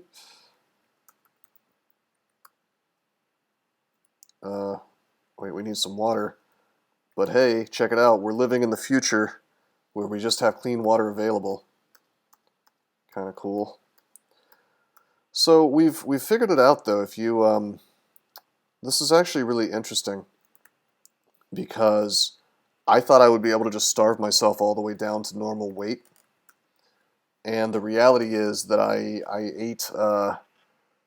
ate some vitamin problems there, you know. Eventually, this is the same obese guy. We have survived, I don't know how many days. I forget what day one is. I think it starts on spring day 36 or something like that. So I think we're something like 20 days in, but I'm sure somebody can correct me on that. once my guy wakes up, I'll be able to bring up the map and I'll kind of give you a rundown on what all has happened. But essentially, we're like a master mechanic now. I have two vehicles. I'm slowly turning my RV into a bizarre post-apocalyptic death machine, but right now it's basically just a, a item carrier that can also go on the water. It is indeed amphibious, this RV. Not just a bike inside some wood barrels for a boat. Nah, man, I took an RV and I put metal hulls on it to the extent that I had welding available, and I put wooden hulls on the rest of it. Although we could probably, we have enough sheet. We have enough sheet metal, and I could always go like tear more stuff up in this house to get more sheet metal. That we could replace all the wooden hulls. These are the metal ones, but there's a few wooden ones. There's actually a lot of wooden ones. We could replace all the wooden boat hulls with metal. So it's not really necessary right now. Right now we're basically we're gonna have a few days where we just read some books, I think. And that's unless I turned wander spawns on, there's really no reason not to just sit around reading if you have the books available. Because you're pretty, once you've cleared a small area, and of course I'm not in the middle of a city. If I was in the middle of a city, we might have a problem. But because I'm out in the middle of nowhere, it's really quite safe for me to just sit around. Now, if I turned wander spawns on, there could be a gigantic horde of zombies that just kind of shows up on my doorstep, and I'd have to deal with that. And I don't know how I feel about that because, I mean, it's an added challenge, but at the same time, this game encourages you to hoard so much that it seems like it would really change the nature of the game. So check this out. We have fabrication 6 now. I could make a composite crossbow. I don't see a base damage here, but I think we were using a regular crossbow before this thing here, which only required fabrication 3. So that one says damage 17. This one, okay, damage 20. So it's a boost. How do you level skills in this game? You either grind them up by making stuff with that skill. Like if I wanted to get fabrication right now, I could either read my book, which I've already read it to the extent that it will let me gain skill. It only goes to 6, that particular book. So if I wanted to graze it now, I would have to grind up creating things that are appropriately difficult. And I'm trying to look for things that, it looks like I don't have the tools for anything, or the equipment for anything that takes 6 fabrication. Wow, that takes 9 fabrication. I guess this is in the DIY compendium. It is called a lobotomizer. It's a hand-forged collapsible tool that has 2 axe heads and sharp shovel-like tip on one end. It can be used as a shovel, or you could chop some zombies with it instead. That takes 9 fabrication to make. Huh. Anyway, I guess we could make that since we have the recipe available. If we had all this other crap, which we don't have. Entrenching tools, so we can make some chainmail, I guess. We can make scythes. Of course, we would need, we really need like a swag and die set to make really any of this stuff. We also need to make an anvil and some tongs.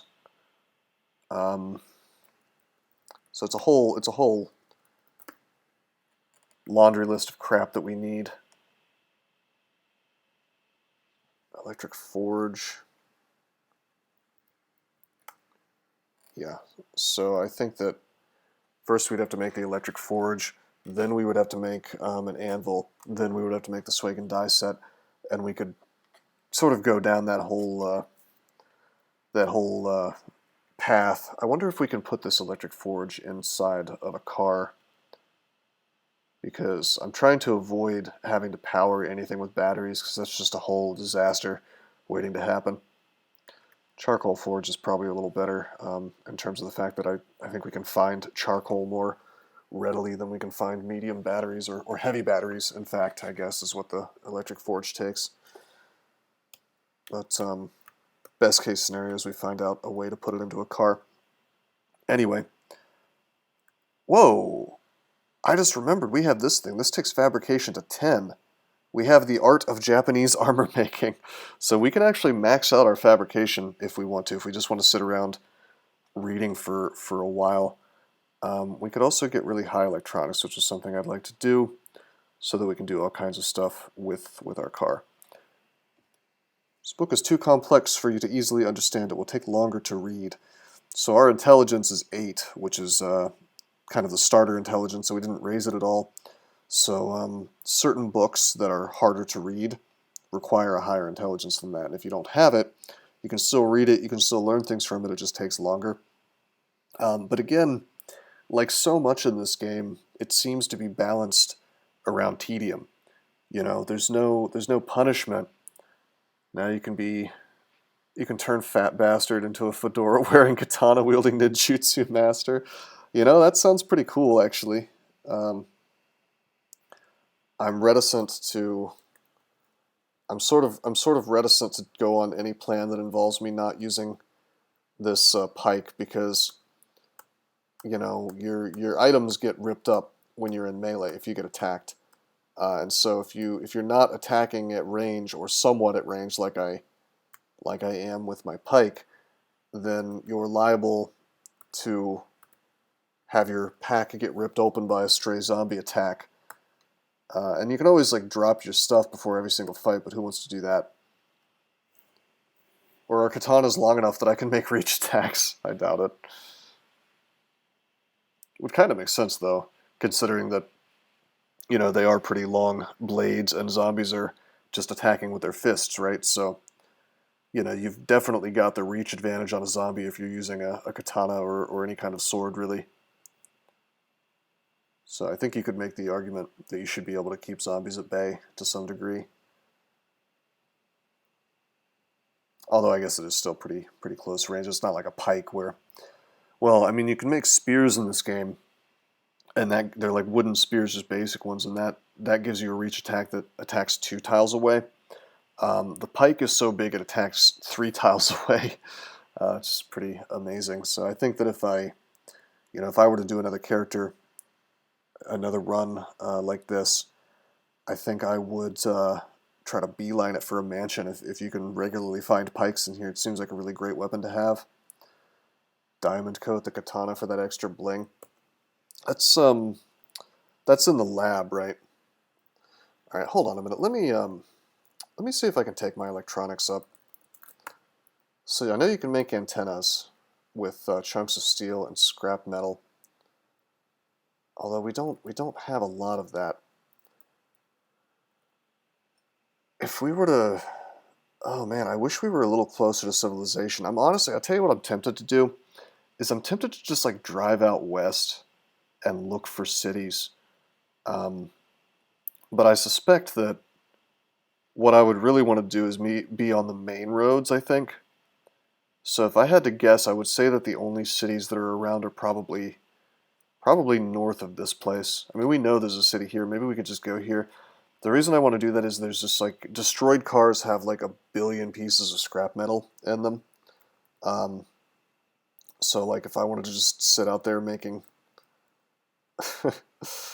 making whatever, making antennas or whatever. But the thing is, all the resources I actually need are in this house, to be honest. I think I just got a follow. Hey, HasFat57, thanks for the follow, man. All the resources I really actually need for that is in this mansion. I could just go downstairs. There's like 1 billion washing machines down there for whatever reason, and we could just disassemble that crap, you know? There is a vehicle forge rig you can craft. Yeah, I was kind of hoping if I read this fabrication book enough, it would tell me about it, but I suspect it's an electronics recipe, actually, or maybe a mechanics recipe, because electric forge, right? Electronics. I mean, I don't know. We may need a book for the recipe to do to become available. Some recipes you just get when you level up. Some you actually have to have the book around. Here's a mechanic I disagree with, and I'm trying to be conscientious about this. I'm trying to make lists of all the mechanics I would want to change in this game if I ever forked it, and this is a big one, I think. It's small, but it's big at the same time. It's consequential. Um, okay, so if you have a book, you should memorize every recipe without crafting.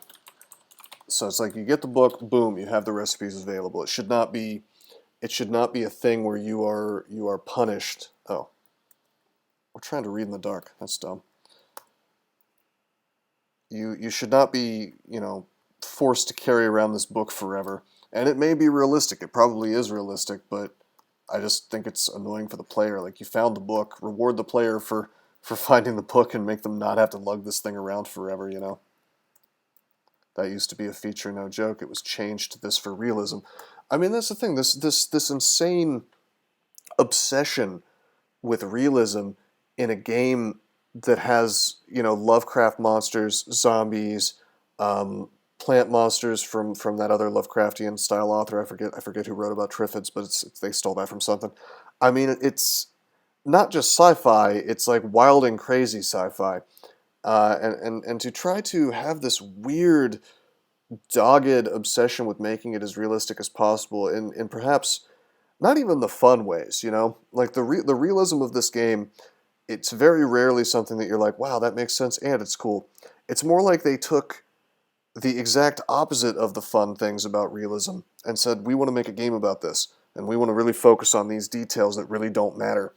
But I don't think they've put a lot of thought into why. Like from a game design standpoint, why are we doing this? What is the point? And I think that if you're designing a game, you really do have to pay a lot of attention. You have to look at things through that lens. Let's eat this canned fruit. It's only going to last a week anyway, so.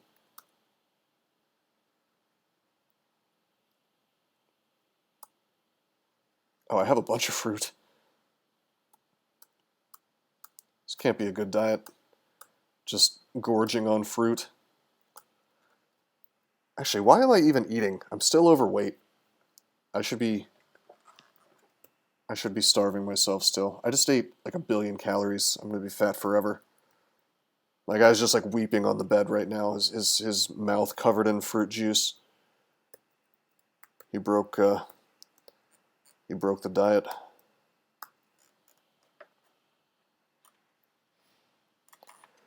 But yeah, I mean, there's just a lot of little things, and it would be, from a coding standpoint, it would be super, super easy to revert this stuff because, well, I'll give you an example.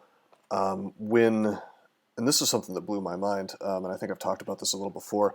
So map memory. I'm sure you guys know what that is, where it's like your character remembers where stuff is, and so that's what allows me to. Well, I can't do it right now because my guy's reading, but I can look around at areas that I can't see right now, and I can actually see the layout of those areas. And this is like such a staple of video games that it's almost unheard of to have a game without it.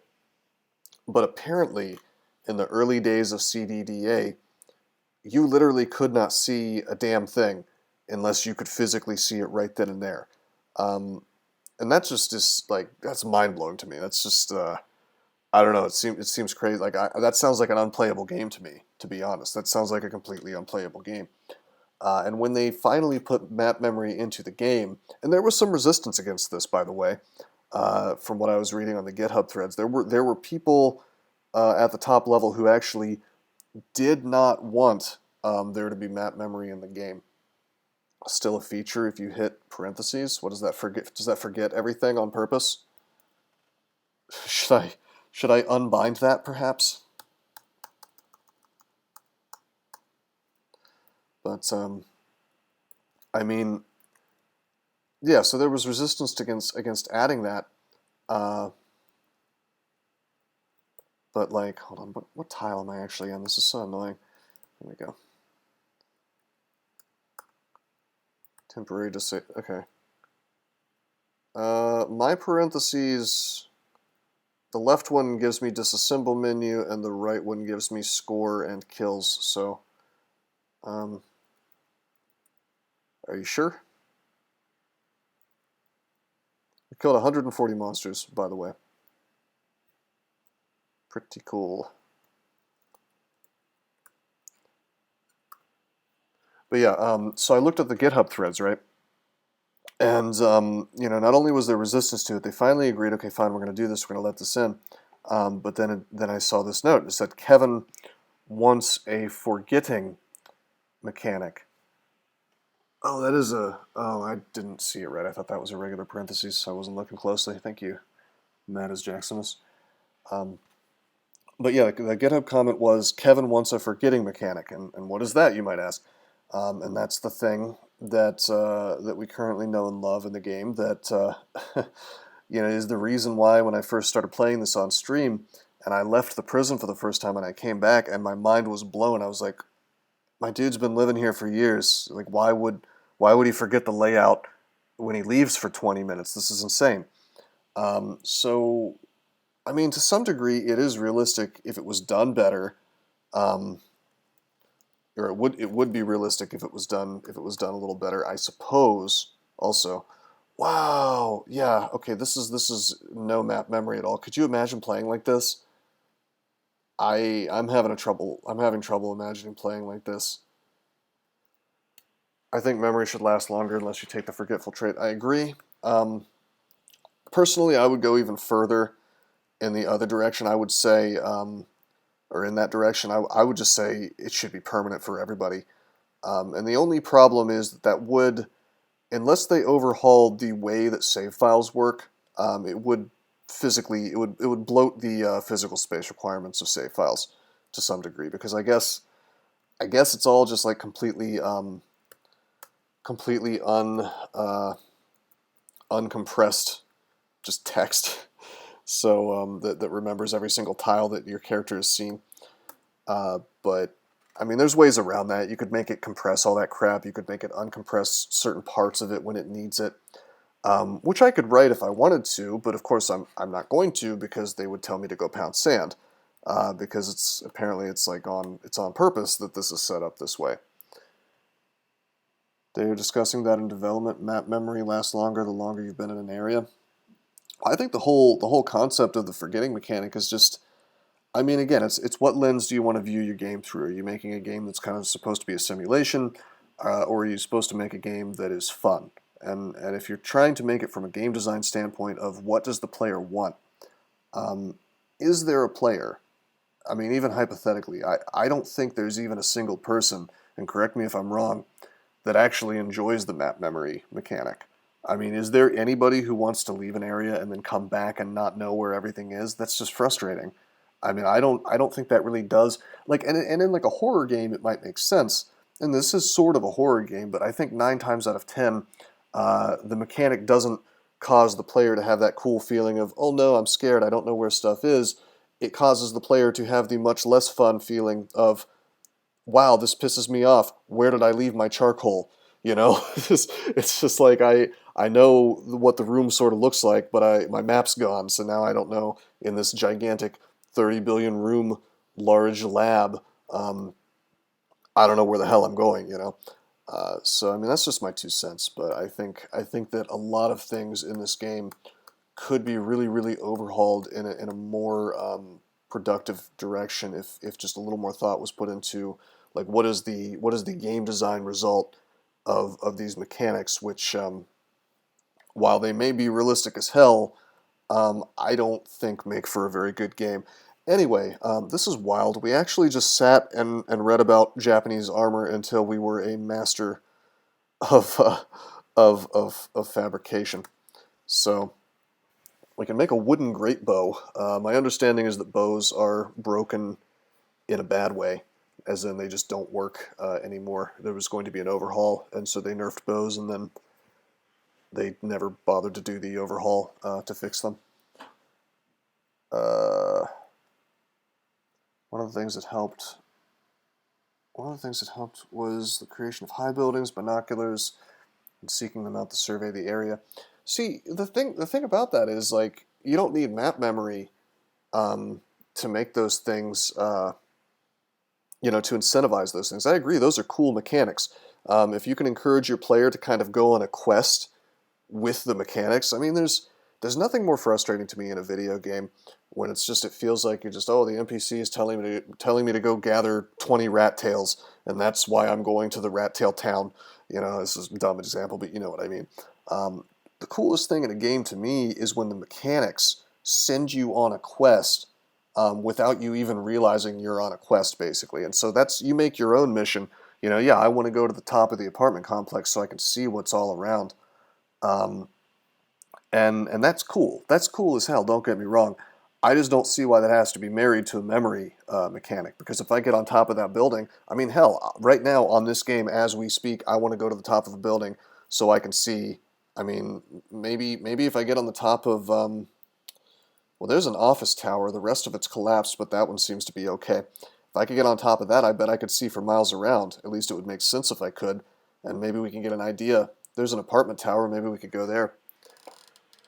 Yeah, Eat My Ferret. I heard something similar. I didn't want to really give details because I try and I don't always succeed, but I try to not mention things unless I'm reasonably sure of the details because I know if I get something wrong, it'll be held against me forever. Um, but yeah, I had heard a similar story. All right, so fabrication is 10. Honestly, I almost want to just like sit here and look at what cool things are possible now. Um, Probably don't have the materials. Oh wow, we can make a fire axe. It's one of the best melee weapons in the game, really. Although you can just find them. Um, I didn't see any level 10 recipes. It's interesting. Ornamental suit of Japanese armor. Can I make a katana? We actually wait. What is this nonsense? Oh, okay, it's Japanese armor making. It's not Japanese weapon making. So that's why we can't make the katana. We could. I guess this is like samurai armor.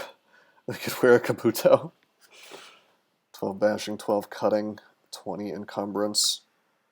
Looks like the Great Helm does more for us. So this dude had a book on Japanese armor, but he had a house full of, like, European armor. Interesting. I guess he's an equal opportunity, you know, medieval combat nerd. So anyway, we could read some more books, but that's kind of boring, and I don't think we really need to. Actually, you know what? I will get my cooking up, I think. Because we could learn to make pipe bombs and stuff, I think. Actually, we probably already can. Can we make pipe bombs? Hell yeah, we can. Fat weed bastard. No, I'm talking about the guy who owned this mansion that we're currently living in. I guess I've taken up his mantle though, so I am indeed a fat weed bastard. Doesn't he? Have you seen my beautiful boat RV? It's really something. I made an RV that can travel on the water. It's my pride and joy. It's the black sheep of the family. Oh, you just got here? Okay. Well, we're just kind of being a little lazy in this mansion right now. Why is this taking so long for this to go through? I've noticed that if with Z levels turned on, sometimes it just takes forever for time to pass when you're sleeping. It could very well be that there's like something weird, like actually, you know what? There could be a laboratory underneath this thing. I just realized we found that hidden room. That could lead, for all I know, that could lead to a laboratory. That would actually explain that slowdown. Um, Z levels really slow down the computation. We can make a pickaxe. Okay. Do you guys, should we go down this road? Should we get a pickaxe together so we can tear down the wall? I think a sledgehammer would be good enough. But again, we need all this crap. So it's more Cataclysm time, unfortunately. So we need an anvil. That needs the electric forge. We need an electric forge. Also, we can make the forge rig now. Hell yeah. That needs... We have everything except for the actual materials to make it. Do it. We dwarf fort now. Yeah, I like the pickaxe over the jackhammer because while it takes forever to use, it doesn't take power. So I don't need to fill it up with gasoline. We need to go get some heating elements, chunks of steel, scrap metal, and a power converter. I guess we're going to go down into the basement. I got to check out that. Now my curiosity, now that it's within our reach basically to find out what that stuff is, now I really want to find out what that stuff is.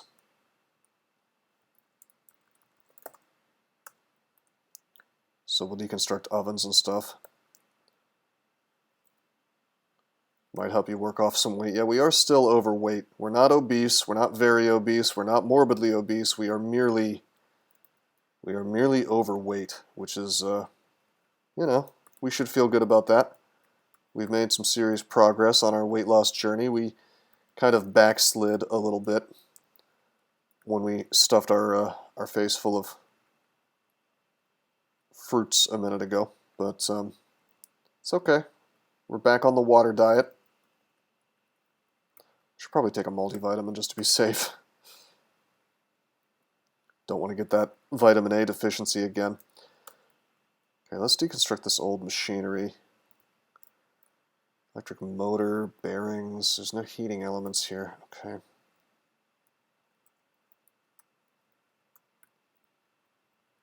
Just taking all the metal machine type stuff down, but what we really need are heating elements. There's pipes, high gauge pipes here, but I don't think we can deconstruct it. I don't think we can cut the metal here. Can't cut this. So whatever the path to deconstructing these pipes is, I don't know what it is. I'm sure there is a way to do it, but we don't know it. Or I don't know it. Maybe one of you guys does. So here's that crazy room I found with the metal door. I think I'd be able to just weld my way in, to be honest. Maybe that is possible.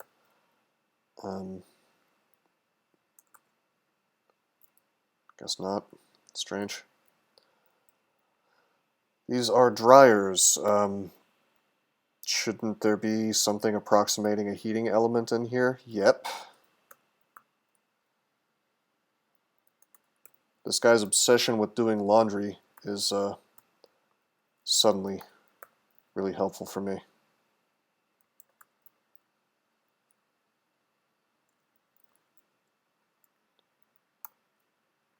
I don't need these pants and things.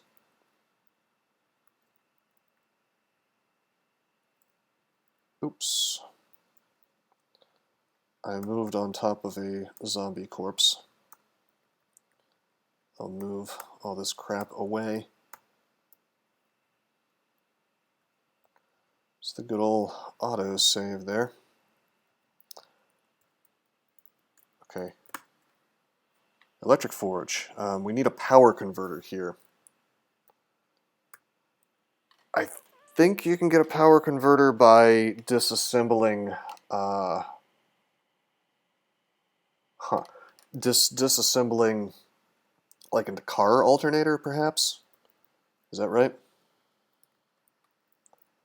Something like that? I don't think you can get it from just household electronics. So we may have to take a trip to the bridge.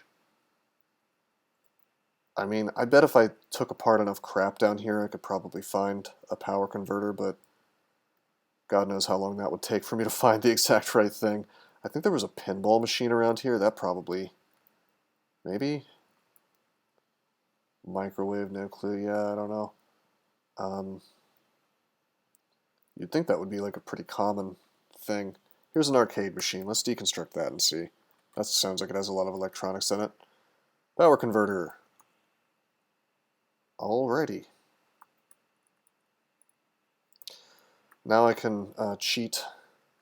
I can finally cheat the Donkey Kong record, just like that that one guy that that Doesn't-he and I were talking about a while back. Do you remember who I'm talking about, Doesn't-he? The dude who is now suing the old. Oh, you were typing a joke about that. I beat ya. I beat you to it. Yeah, no, he's isn't he suing the association or whatever for taking his name off the. You know, he clearly cheated, and they basically were like, okay, we're taking your records away, and he's none too pleased about it. It's like, I have a really interesting plan of action for you, bro. Don't cheat, and you suddenly will not have problems like this in the future, you know. Okay, electric forge, we're just close enough to the car to use the welding kit inside. Use some scrap metal over the chunks of steel, I guess. Welder. I don't think I really need to worry about having, like, using up too much electrical power. See, we put that sort of vehicle welding unit inside the car and hooked it up to all the batteries and stuff inside. And I think we probably have like thousands of charge in there. I can look real quick. And the storage battery, which is kind of busted. Yeah, 1680. That's not too bad. And then the car battery only has 90 charge. We might want to turn this thing on for a bit and charge up some more. I wonder if I could install like a second alternator directly on top of, you know, the storage battery in the back here, which I think would use up more gasoline, but would charge that faster, if I'm understanding how that works in the game, and I guess in real life too. But here we go. We have an electric forge, and we have the ability to make a vehicle forge rig, but we need more power converters. Okay. So down we go looking for arcade machines. Hopefully this guy was a real Danky Kang fanatic. I think there were pinball machines too, which if they're electronic then they should have power converters as well, but honestly I've given up on this game necessarily making sense in terms of like what things disassemble into. If you recall, we were having trouble finding springs a while back, and you'd think that you would just be able to find roughly 1 billion springs in a bed, but there's no such luck. No power converter in the treadmill. Okay. Alternators are attached directly to engines. Well, could I install a second alternator on the same engine? Is that possible? I have no idea if that would be possible in real life, by the way. I mainly just mean in the game. Zombie corpses down here. Hope I remember to pulp them all. There's the food room. One of them. Can we get a power converter from a fridge, I wonder? No. Oh yeah, this is that room with the wine where there was a barrel of 2,000 units of wine for me to get drunk off of if I ever want to do that. Maybe we can turn this guy into an alcoholic for fun. Is that the kind of thing we should be doing?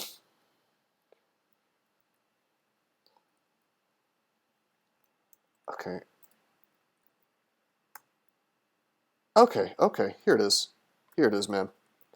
Televisions. Televisions is what you want to get power converters. You can get 2, apparently, per television. So we're going to just drag these TVs up. I remember like the first thing I did in this game when I didn't understand anything about it was I picked up a TV and I was like, man, can I just throw the TV at zombies? This seems like this would be effective, you know? But the reality is it does 5 bashing and -5 to hits, so it's actually quite a bad weapon.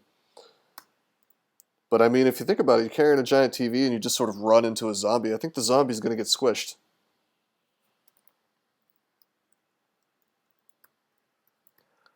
Okay, 4 power converters. On the subject of map memory, oh, I'm glad you were here for that one, actually, because I was kind of wanting to hear your opinion. It's possible to forget maps in NetHack, but only due to magic or brain damage. See, if it's like a rare kind of thing, I'm okay with it. Vehicle forge rig. Because the thing is that, I mean, that kind of makes sense as a fun, even a fun mechanic. I mean, there are cool things you can do in games like, oh no, I'm blinded, you know, and then it takes away your actual vision in the game. That kind of thing has always been cool to me. It's one of the first thing variants remove. I assume that brain damage and that kind of magic is not as rare as I'm making it out to be. Anyway, is there really any reason for me to have a bed in here when I can just sleep in the car, like right in the car chair? Is there even a benefit to sleeping in a bed over sleeping in a chair, I wonder? Really hard to avoid mind flayers. Ah, I see.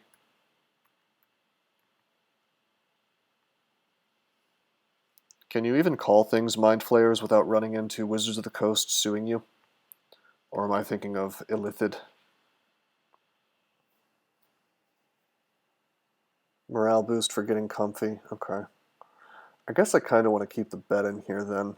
I have a trunk here. I think I actually installed an extra trunk. I think I'm just gonna... Let me see. Can I put the forge right here in the aisle? Apparently not. I think that anytime there's like a trunk or really anything, you can't put another thing on it. Also, our mechanics is so high we can actually put a second engine in this car. That'd be kind of cool. Apparently, I have an engine lying around. Could it be? It's kind of injured, but we could put. This is cool as hell. We could install a second engine and a truck alternator, and give this thing just incredible power. Incredible power. I'm getting away from myself here a little bit, I know, but truck alternator, car battery, engine. Can we just like stick the other engine next to the storage battery, I wonder? All the power. Hell yeah. V6 engine. We would need lifting for that, so I'd need to put a forklift on the other car. What kind of engine does this already have? I think it has a V6. It has a 2.8 liter V6 engine.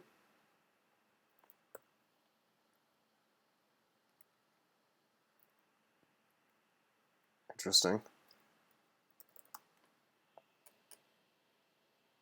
Okay. But we need the lifting, so turn it into a gas guzzling climate destroyer. Hell yeah. We all know that's what I'm about. Okay, hold on a second. It's the orientation here. I think this is where we want to put it. Forklift arm. Oh, I'm being memed on. I have to be over here to do this. So I can, okay, I need a steel frame.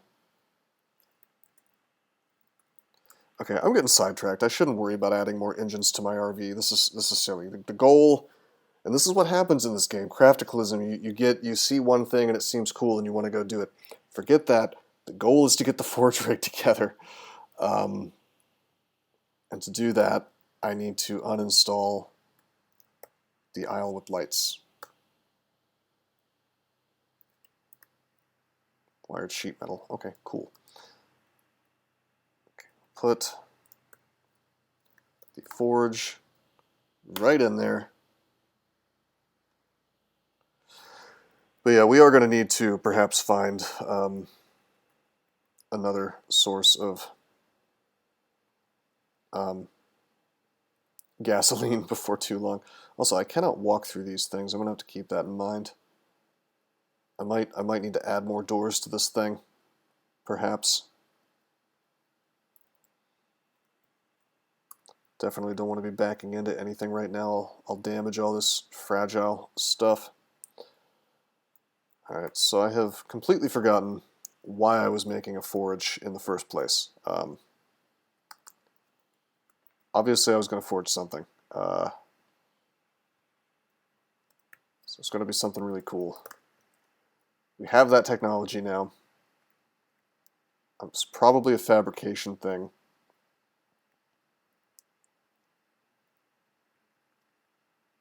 Completely lost my train of thought on that. And again, Cataclysm. Look, all right. I'm trying to get into the basement room. I'm trying to make a pickaxe is the whole point here. So, or even just a sledgehammer would be fine too. I think that would probably be good enough because we could just bust through the wall.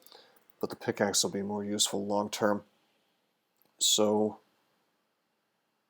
first of all, we need a crucible.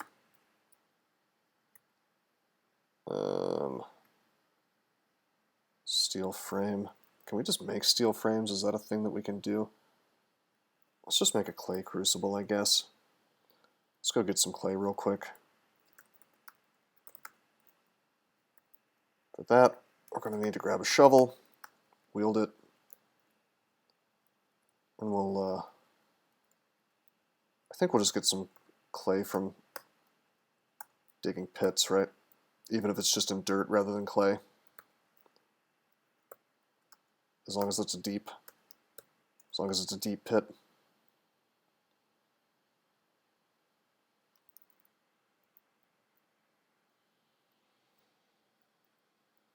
Maybe.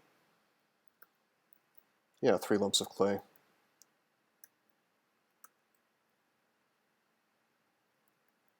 So we're going to make a clay crucible, because that's easier.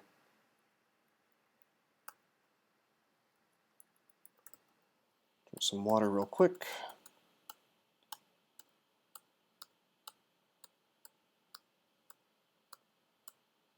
Wow, we've really burned through our water quickly. It's okay, I can always make more. Dig some more ditches here. So my understanding is that as time goes on in this game, at least the zombies do become stronger, but I don't think there's any point without wonder spawns turned on, which are turned off by default. I don't think there's really any way that you can be challenged or you can die or things can sort of show up at your house if you're just sort of living out in the middle of nowhere. So when people say this game is hard, it's kind of interesting because the reality is it's only as hard as you make it, really, to a large degree. Okay, we have our clay. Light this fire. Whoops, crucible, clay crucible. There was one time when skeletons only had one evolution, skeleton juggernaut. Sounds cool as hell.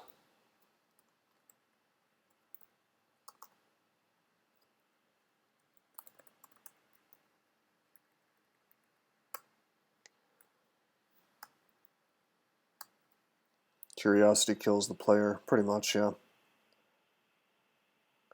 I mean, I think it would be more interesting if the game was maybe balanced around forcing the player to keep moving, you know? But if you wanted to make a game like that, you couldn't do it with this engine. Well, not engine, but with this current sort of machine we have built here, because this is so built around crafting. I really think this game is trying to be too many things at once. I know I've kind of said variations on this a good bit now, but metal tongs. Okay, we need an anvil. 64.2 gigabyte file saves. I hope that's an exaggeration. Acetylene torch. Okay, we have the electric forge. We can do that, but we need. Oh my God! For an anvil, we need 160 chunks of steel or 40 lumps of steel. Okay, into the basement we go. Just harvesting all the. I mean, I guess that makes sense. Anvils are pretty big pieces of metal. I think we can actually make, we can take scrap metal and turn it into chunks of metal, maybe. Just going to deconstruct literally everything made of metal and drag it upstairs. Oh, this is like sheet metals and stuff. I think if I want to get chunks, maybe I have to smash stuff. You can steal the heavy frames off your diesel van. That's true, and that would save an awful lot of time, and we're not actually using the diesel van to do anything right now. So I was pretty much just going to use the diesel van as a thing to attach forklifts to, and I was gonna cannibalize this thing anyway. So great idea, man. Thank you. Heavy duty frame. Remove. Is it frames that I need? Oops. 2 heavy duty frames. So this frame is busted. Removing the heavy duty frame may yield some fragments. I don't want fragments, I want the actual heavy duty frame.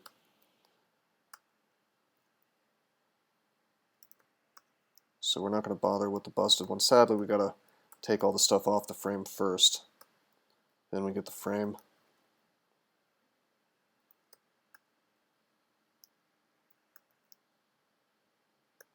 So we're actually taking stuff off the back of it. It's not really obvious because we can't see it right now, but if I was gonna walk around, you would see that suddenly there's 2 tiles missing from the back of this car, which is fine. Hey, it's lighter now, right? It's probably significantly lighter. 1,000 pounds or something. Cannot haul inside vehicles. Oh, right, technically that's part of the vehicle because it's the forklift.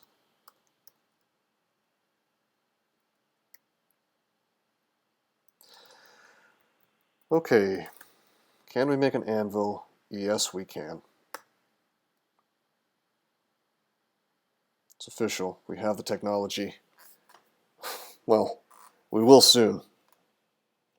But yeah, it's a whole process, man, just to get to the point where you can work with metal, which kind of makes sense, I guess. In real life, it's like if you wanted to build up from scratch the ability to work metal, it would be kind of annoying. But at the same time, I feel, I don't know, I've seen like the primitive technology dudes on YouTube straight up hammering copper into place in like after using this really crappy sort of clay forge thing that they made with it like Adobe or something. So seems like it wouldn't be quite as hard as they're making it out to be. Why is it taking so long to make this anvil? Look at the percentage just like slowly rising. Is it because my guy is tired? He's taking longer. His focus is still 80, so that's pretty high.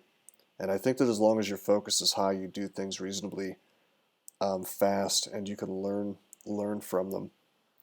Although I don't think we can go past 10 fabrication no matter what I make.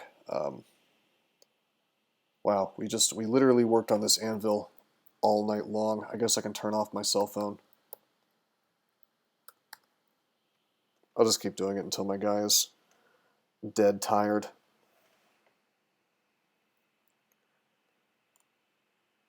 It's kind of interesting to think what's going on here, though.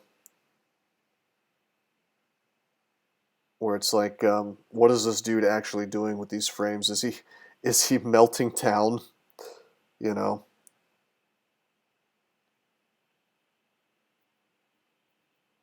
Is he melting down all the metal and turning it into the shape of a forge? Or of an anvil, rather? It's kind of interesting.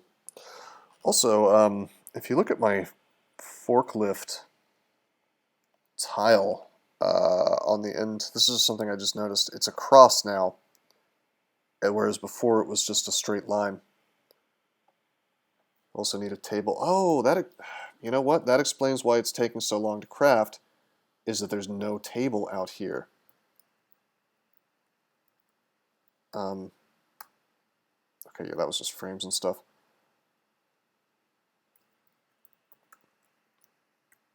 I should definitely make a table. Build table right here. I have to do this out here because I can't,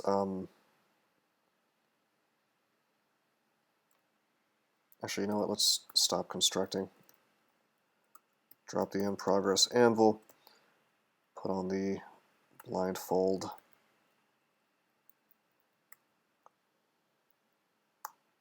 Yeah, so that's an interesting kind of turn of events there. I had forgotten, and that's why that was taking so long to craft. You need a table next to you to, also, why was I making a table? I could have just dragged one outside.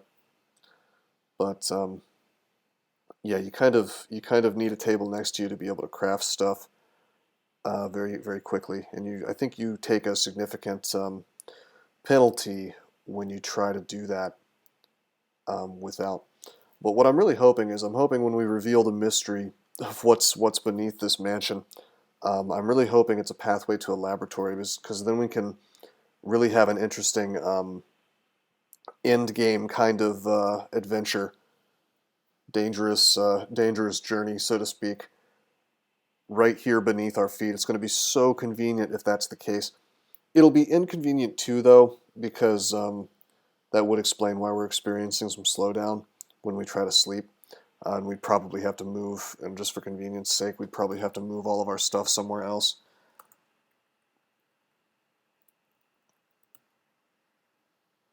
Clean water. Hey, our weight is now normal. We are officially no longer a fat bastard. If I could change my name, I guess I would have to change the name to like normal bastard, or like average sized, just bastard. No, yeah, right, fair. Just no fat, no skinny, no modifier whatsoever. Just bastard. I mean, he is a bastard if you think about it. He was in a prison and he's a pyromaniac. You can enable, disable Z levels without consequence, I think. That's true, I could just do that. I mean, mostly I'm just curious now, though. Like, I want to know. How about Slim Jim? That's only if he gets skinny, which he very well might if I keep just drinking liquids. What's this now? Thirst minus 4%. Huh. Skinny bastard. There you go. Let's finish the table. Finish construction, build table. Cool.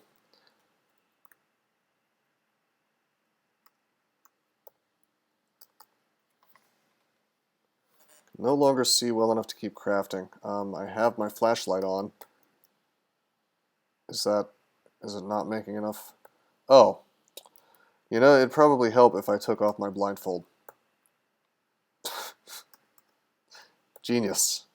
Genius. Mostly calcium bastard. Yeah, I ate my ferret. I figured it out. You have insufficient electric forge charges and can't continue crafting. That's weird.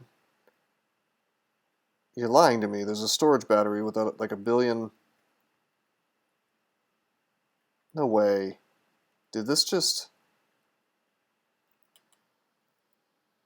Is it because I can't see it? It thinks that I don't have an electric forge. Yeah, that's why. It's in the middle of the night.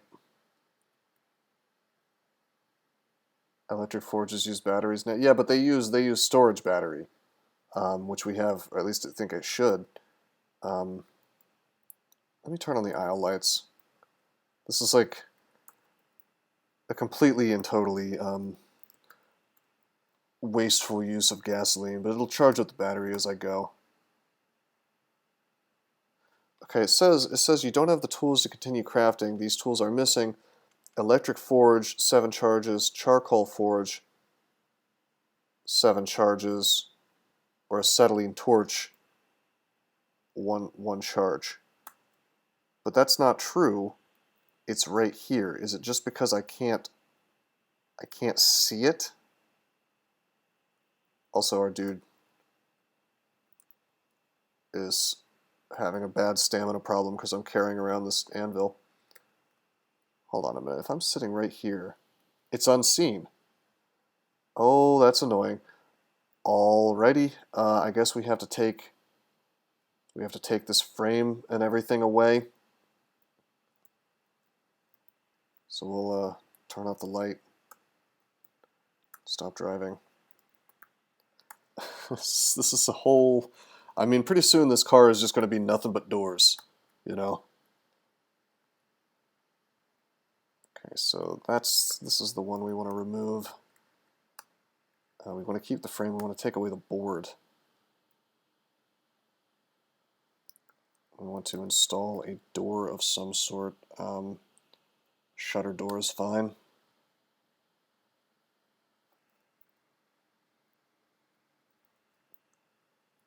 Okay, turn on the aisle lights. Let go of controls. Are you serious? Okay, I can see it, so I should be able to use it if I can see it, right? Okay, now I'm confused. Am I just too far away?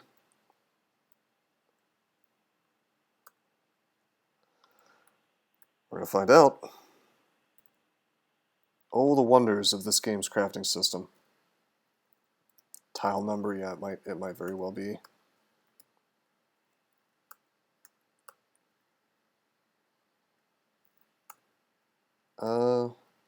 So can I work on this thing? Like, I can pick up the anvil, but my guy's wielding it, and he doesn't seem to like that very much. And I can just activate it. But I wonder if there's a way to work on it while you're at the table, you know? You hear vroom. You hear hmm. I think Race Car Johnny's around here somewhere. You hear vroom vroom. Drag them to the back of the car. No, it's working now. So it's like letting me craft. Place item on the table and select work on craft. Okay. I don't think too much gasoline is being used here, and this is actually fine because I'm charging up my battery, which is something I wanted to do anyway. I mean, we got a ton of gasoline from that gas station. Our tank was basically half full, which is quite nice. It's not to say it's endless, but hey, look, he tried to wield the anvil. Hey, look, it bashes for 40 damage. You can carry an anvil and hit people with it. Moves per attack 1029. To put that in perspective, usually moves per attack is like 100. So that's cool. Pickaxe. Tool with chiseling 3 or more metal tongs. Pair of metal tongs. Let's see how the car is doing. 49% gasoline. Battery is charged as hell. Storage battery is unbelievably charged. Almost 14,000. I think we can shut this thing off. Turn off aisle lights. Stop driving. We're going to find out if, despite the lights being off, if I can still make stuff. Yes, I can. So it's absolutely, you don't have to see the thing. It's just a tile distance thing. Okay. But can you throw it at zombies? Well, my understanding is that if you want to throw stuff, you have to have a high enough strength. So considering the thing is like 500 pounds, I'm going to have to go with no. Alright, chiseling. Quality, chiseling. Metalworking chisel has 3 chiseling quality. Suddenly the world is our oyster. Some scrap metal. We're going to leave these particular tools right here on this desk, by the way. Boom, we can make a pickaxe. What a journey. What a journey just to get a pickaxe.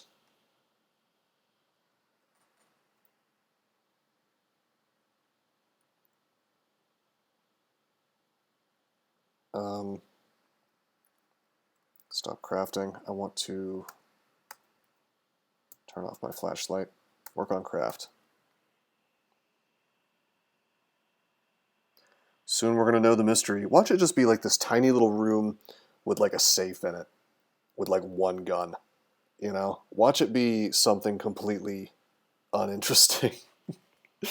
And there's like all this work. It won't be wasted, by the way. Like it's still good that we have all this stuff set up. We can make whatever we want. It's really convenient, you know, and I can probably do some stuff off screen, maybe some crafting stuff that's maybe a little less interesting to watch. So it's definitely not totally gone to waste, but it would be kind of funny, I guess. There should be an entrance to it from another method, like a secret passage or something. Watch it just be mined. Oh my god, I just die? Oh, it's cruel. I guess it's possible. I have a stack of food somewhere around here. I should probably keep all my food in the same spot, you know. Oh yeah, we want to eat this canned fruit.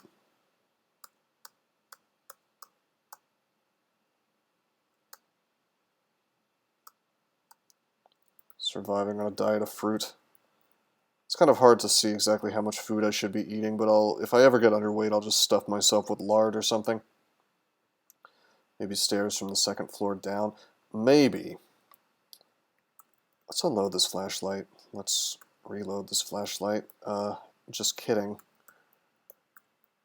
Just kidding, those batteries all suck. Okay, let's drop the ultralight battery. Reload with a light battery. Perfect. At least I have a bunch of light batteries, you know. Okay, down we go. I suspect this will take a while, so we're not going to use the flashlight. We're going to use the cell phone. Pickaxe. So you can destroy metal doors. It only takes an hour.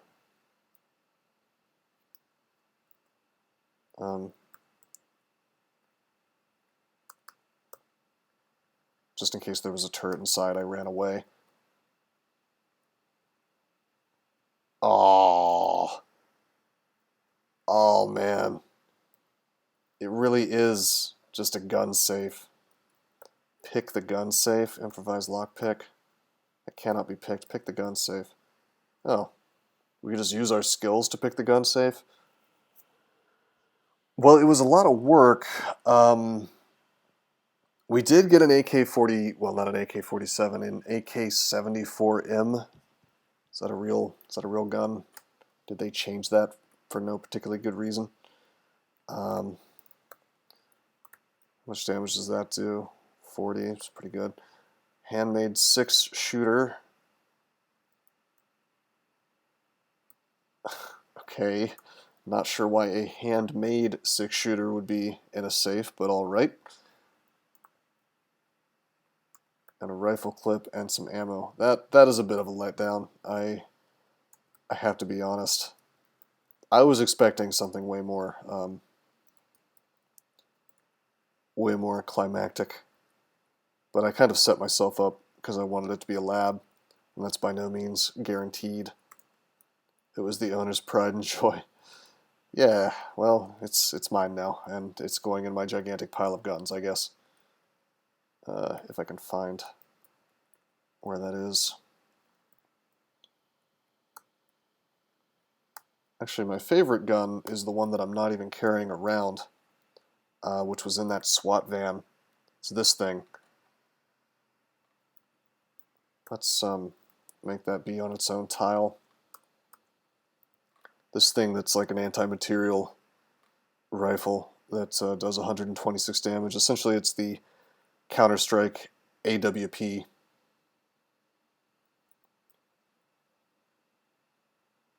Oh, I see. Trust the guy named Prepaid Linen. to know this lore.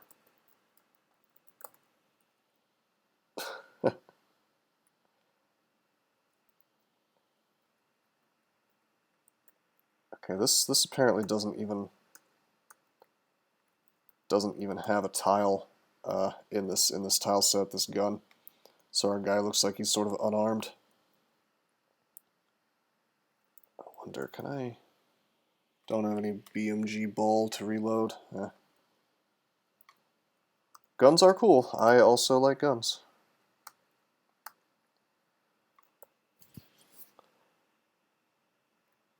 I actually own quite a few of them myself. But anyway, it was a good find. Do I have the ammo for this thing? No, I don't. I don't have any 30-06. Huh. Interesting.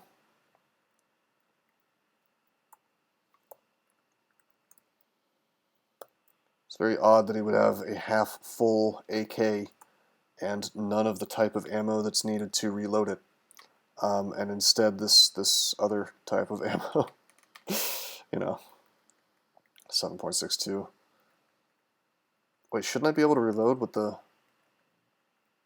7.62 on this thing? Is that not how that works? I know they separated it out into both magazines and ammo, but it's 5.45. Oh, they switched to 5.45 from 7.6. That makes sense. Okay. Derp. So yeah, I think our mansion owner was he was a little confused maybe. Perhaps he didn't understand what was going on here with his own guns. By the way, I think I may have left some guns and ammo on the prison island, so what I might do, probably going to stop the stream, but what I might do off camera at some point is, well, maybe not, maybe this is it. Yeah, this is it. That's the stuff. There's the magazine. This is where all my... I was going to say, I knew I had casings and a bunch of other stuff, guns, mostly empty. I had unloaded them, and they're just like in this gigantic ass pile. So I want to move all this stuff off and make sure that I don't just forget about it, you know. It's definitely... The soul of this game is moving items around, which is a bit of a shame if you think about it. But I'm not sure how you'd even fix that, honestly. You know, I don't envy them the task of sort of developing this game because there's just so much to it. But anyway, yeah, we explored the basement. We finally discovered what was down there. Just a gun room. I think next time we will probably go on an extended journey away. I kind of want to turn this car into a place where I could actually live. Advanced inventory, you can hit S and then C to sort it into categories. Wow. You are just a encyclopedia of useful interface information. Thank you, Eat My Ferret. I actually very much appreciate that, buddy. I'll try to remember that for the future because that looks like it'd be really helpful.